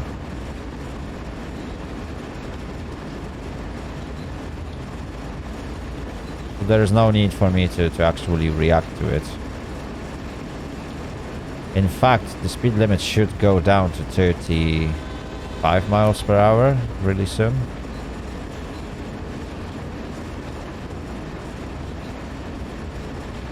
So I need to be on the lookout right now. We got 4 miles to go.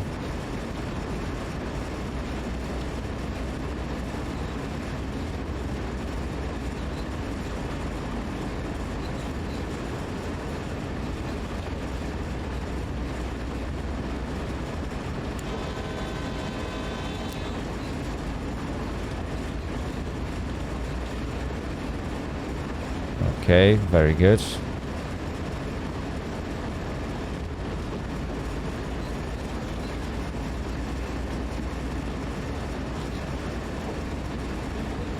Well, it looks like terrain on its own is gonna help me to drop my speed to appropriate levels.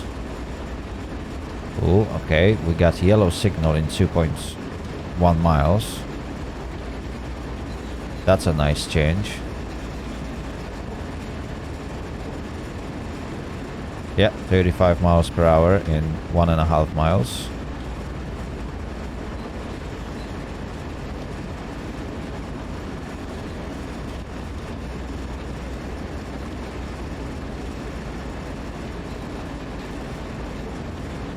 Okay.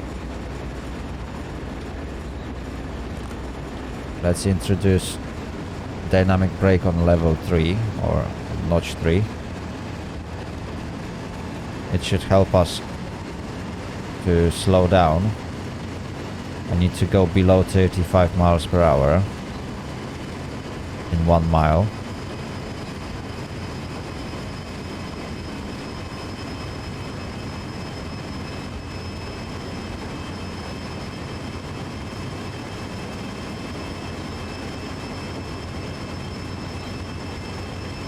Okay, let's go down to 33 before I will release dynamic brake.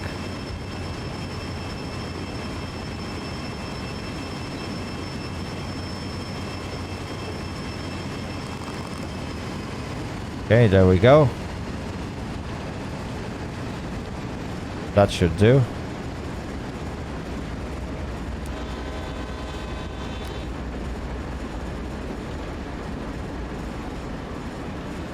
So all I have to do now is to control my speed so that I won't go over. And I should be good.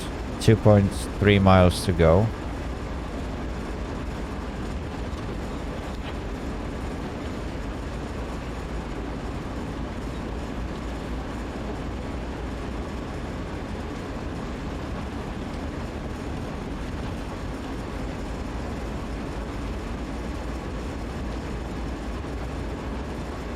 Perfect.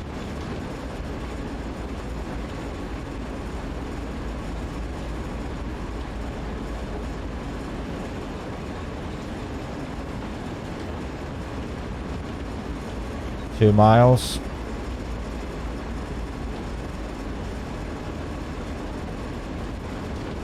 Oh. Okay, let's go immediately to notch 4.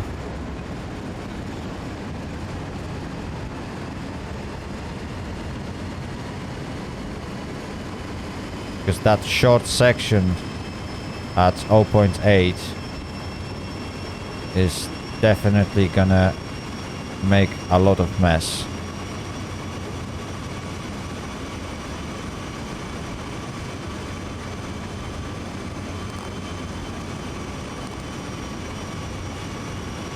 Okay. Now we're down to notch 3. Once more, the speed is acting up a little bit.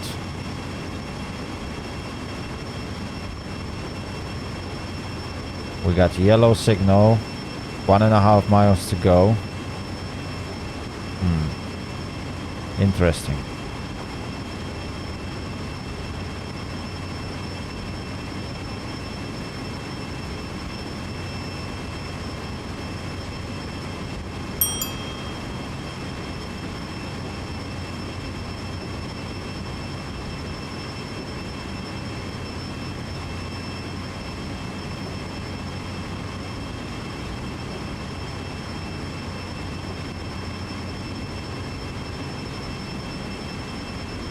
Okay, another yellow.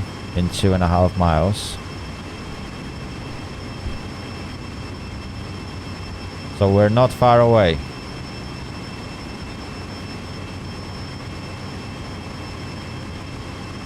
We're still going downhill. In 1 mile we will have to go down to 25 miles per hour. Okay.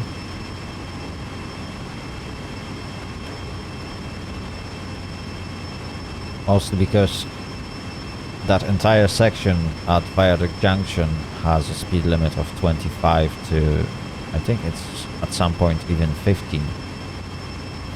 So we will have to go through there very slowly. Okay. In fact, yeah, let's keep it at notch 1.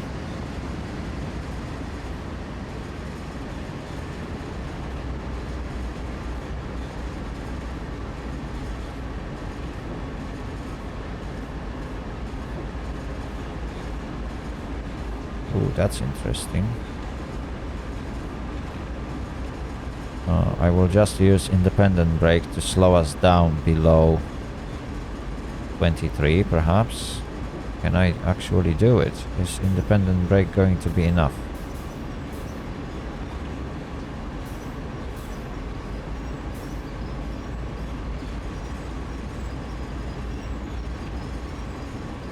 Okay, it looks like it might be.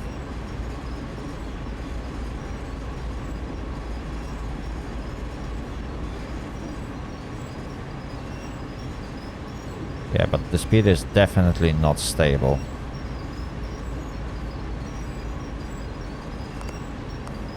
I have a feeling that there might be something wrong with dynamic brake in this scenario.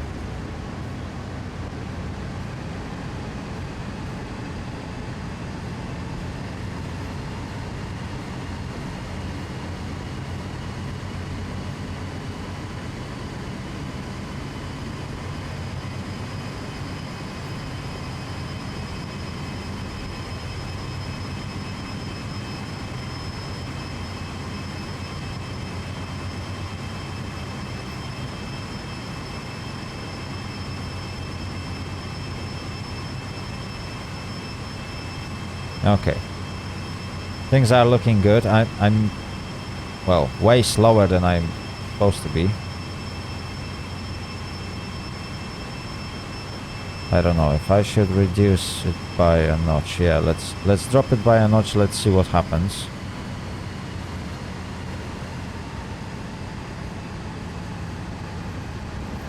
Yeah, those markers are pissing me off. I'm absolutely sure I turned them off. And they were off in the previous scenario. And for some reason they are on again. I think there was a patch and it might have reset my settings. So I'm sure I turned off objective markers. Stop at location Cumberland, 3 miles, yeah. Right, speed limit is 25. We are on even ground for a short and brief moment. Okay, let's drop dynamic brake to 0. Some of the wagons are still on the incline, so they're gonna push me to the right speed.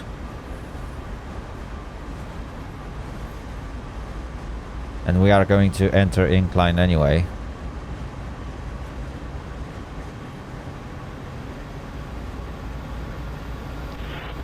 Okay, we're exactly 2 hours into the scenario.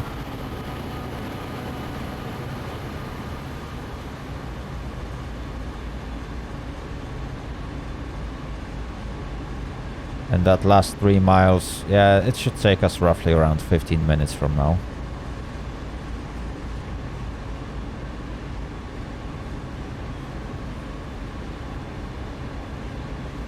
There we go, speed is increasing.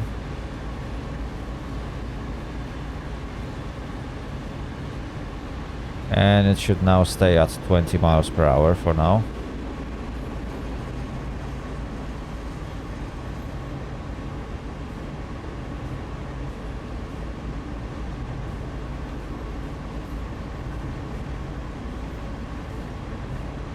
Very good.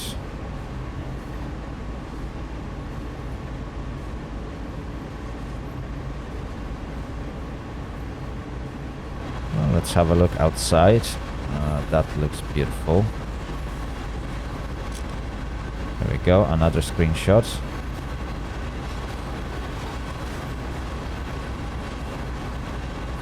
And another one. Good. Just in case I need any more shots. Perhaps I could take a screenshot in here. No, that's gonna be bad angle. Oh, that's gonna be a perfect angle.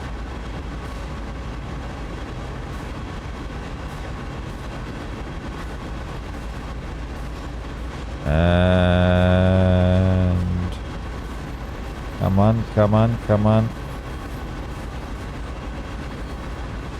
There we go.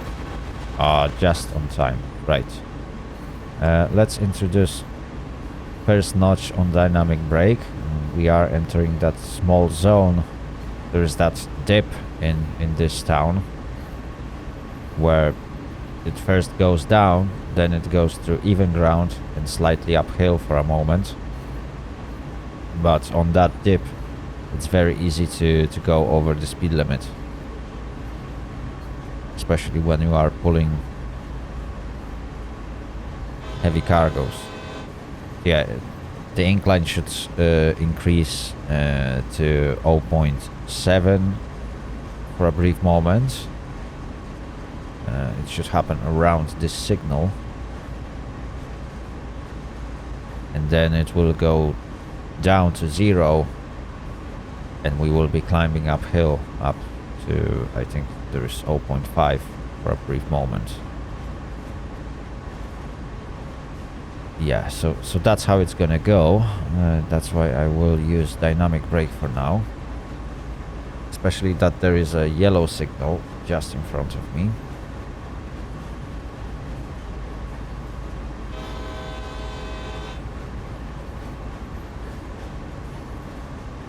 Oh, okay, it goes down to 0.8. Which is even better.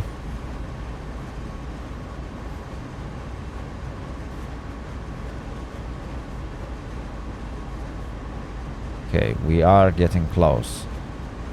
1.9 miles. We're almost there.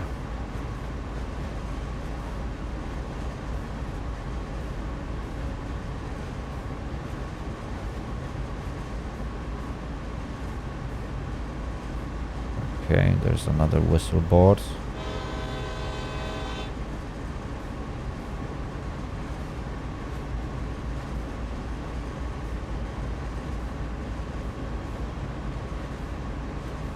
Okay.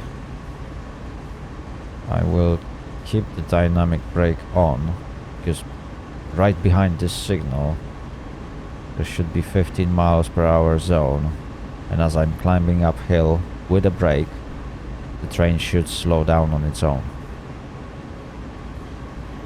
Should, but it doesn't look like it is.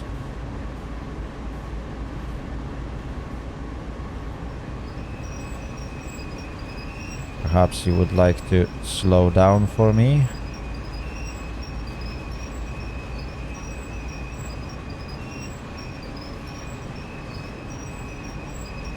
I don't get it.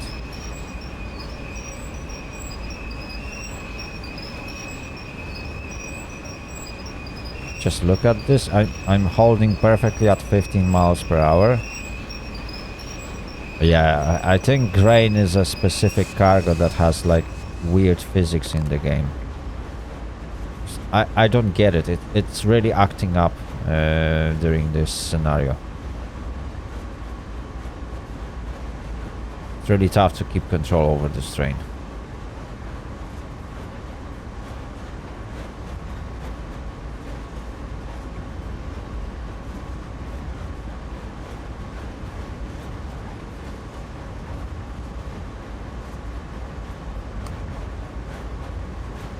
Okay, let's go to notch 1.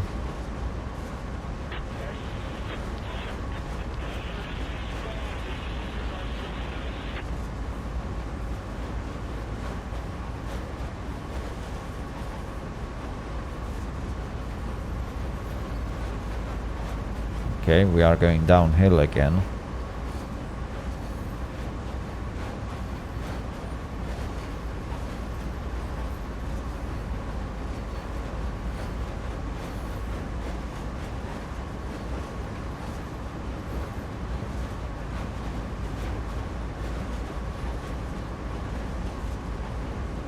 Okay, and that's the question. How is this train going to behave now? Because Cumberland is not a yard with exactly even ground. It should become even really soon, but in a moment the wagons should start pushing on me.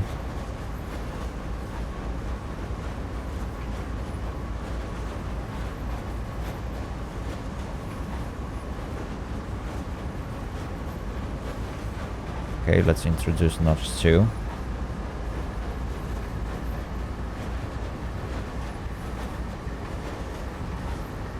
That should be enough to pull this train at a very slow speed, but we can do it. I don't know, I don't trust my brakes, so I will definitely keep at lower pace. Because something is definitely wrong. This cargo is quite tricky. I'm not sure how to handle it, and it has proven to be maybe not overly difficult, because I still managed to keep my speed in control, but it's definitely acting up. Speed is not stable. And I feel like it's very, very easy to either go above the speed limit or slow down too much. But it only seems to apply to this specific consist for some reason. Right, by now, yeah, I can already feel that I think the wagons started to push on me. Because my speed started to go up.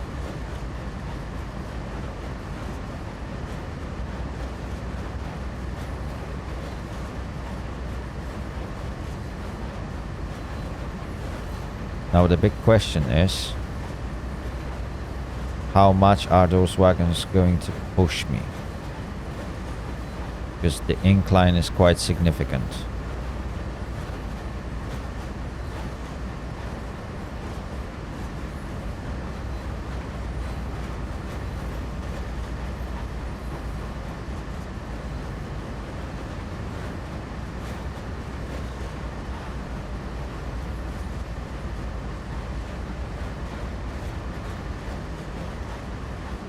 Okay, I'm doing 10 miles per hour. I got 1.3 miles to go.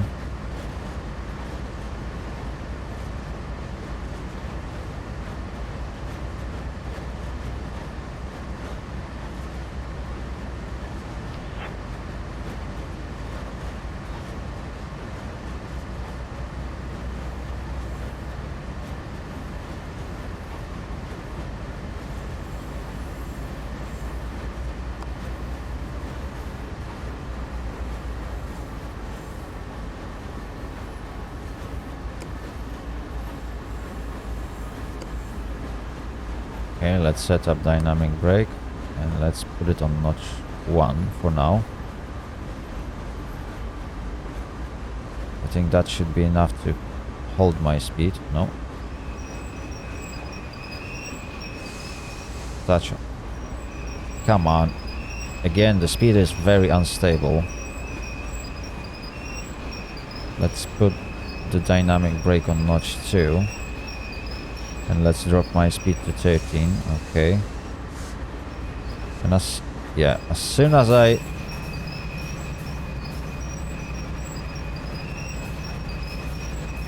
Oh, goodness me. As soon as I drop independent brake,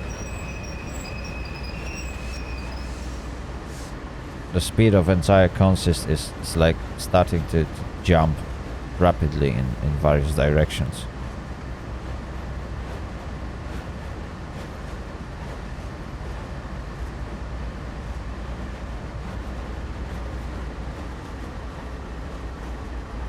Okay, let's keep it at notch 1. Should do it now.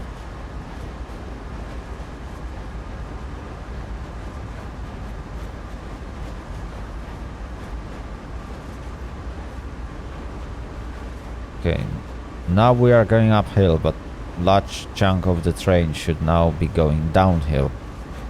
My goodness me. Can't you Americans build yards on even ground, please? Oh dear.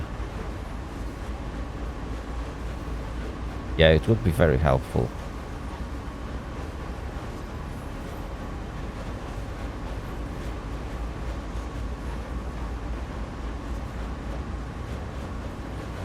Right, anyway, I have to stop in 0.7 miles. So it won't be long now. And the speed limit should increase really soon. So I don't have to be too much worried about it.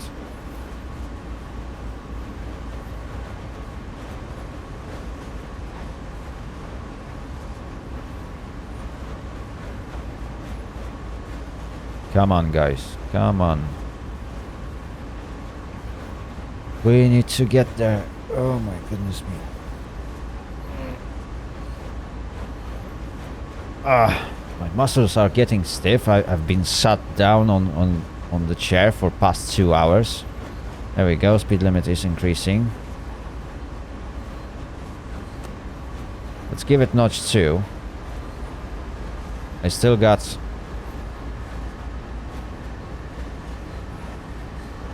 a distance to go. 680 yards till yellow signal, and I believe that the next one will be red.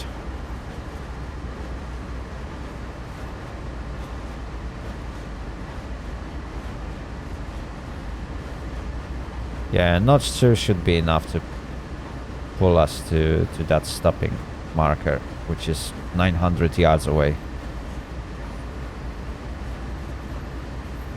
Oh, there's another yellow.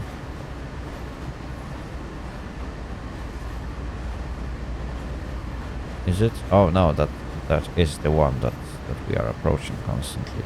Okay.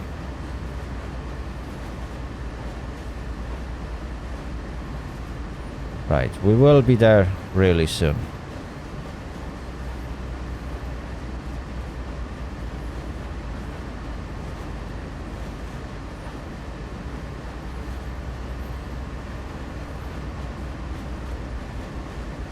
Okay, so that's the yellow.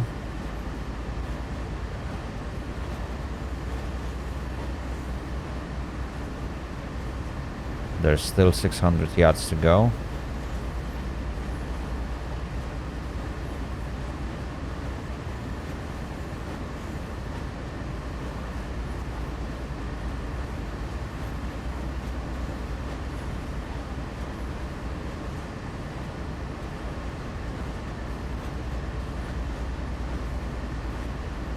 Okay, and there's red signal in 1.6 miles.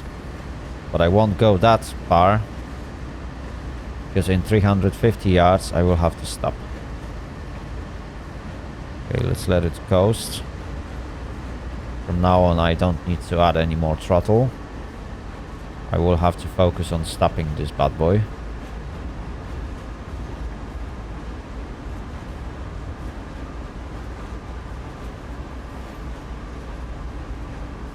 Okay, when I reach 150 yards mark, I can introduce minimum reduction. That should be sufficient to stop me. Okay, service 45.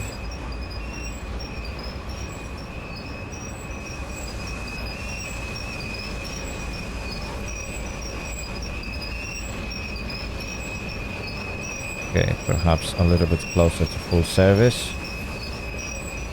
There we go. Brakes at full service, objective completed. And there we are. Whew. We made it. Yeah, but just look at those graphs. They perfectly indicate what was happening with my speed. it wasn't that constant as it used to be in previous scenarios. This one was way different. Yeah, and it looks like it's because of the grain. I believe it's because grain is having that weird impact on how my train behaves. Just look at this. That dip to 15 and rapid, yeah, go up. And here, the same. We went very high and then I had to dip really low in order to actually start keeping my speed under control. So every time I had to brake, I had to do it harder because I couldn't rely on dynamic brake to actually allow me to do it smooth. Okay, that's very interesting. Anyway, that was the G089 grain Chicago to Brunswick. We successfully completed our part of the journey, and then a next crew will take over and take this grain to its destination. And with that said, well, we are just one scenario away from completely departing or parting our ways with Sandpatch Great. That will finish all the journey scenarios. And then we will jump to a next one. So I will probably set up a voting on my Discord server. Probably it's gonna happen this week, or it has already happened. I'm pre-recording this video, so I can't exactly tell you when the vote will be on, but keep checking on my Discord. It's probably already there, and we will vote on the next route that I will focus on. So yeah, jump into my Discord and take part in it. You will have influence on how this series will go and where is it gonna go. Also, if you are first-time viewer and you really enjoyed that ride, you might consider to subscribe and press that bell button to never miss any other content that I will release. Have a great day, and I see you all later. Later. Out.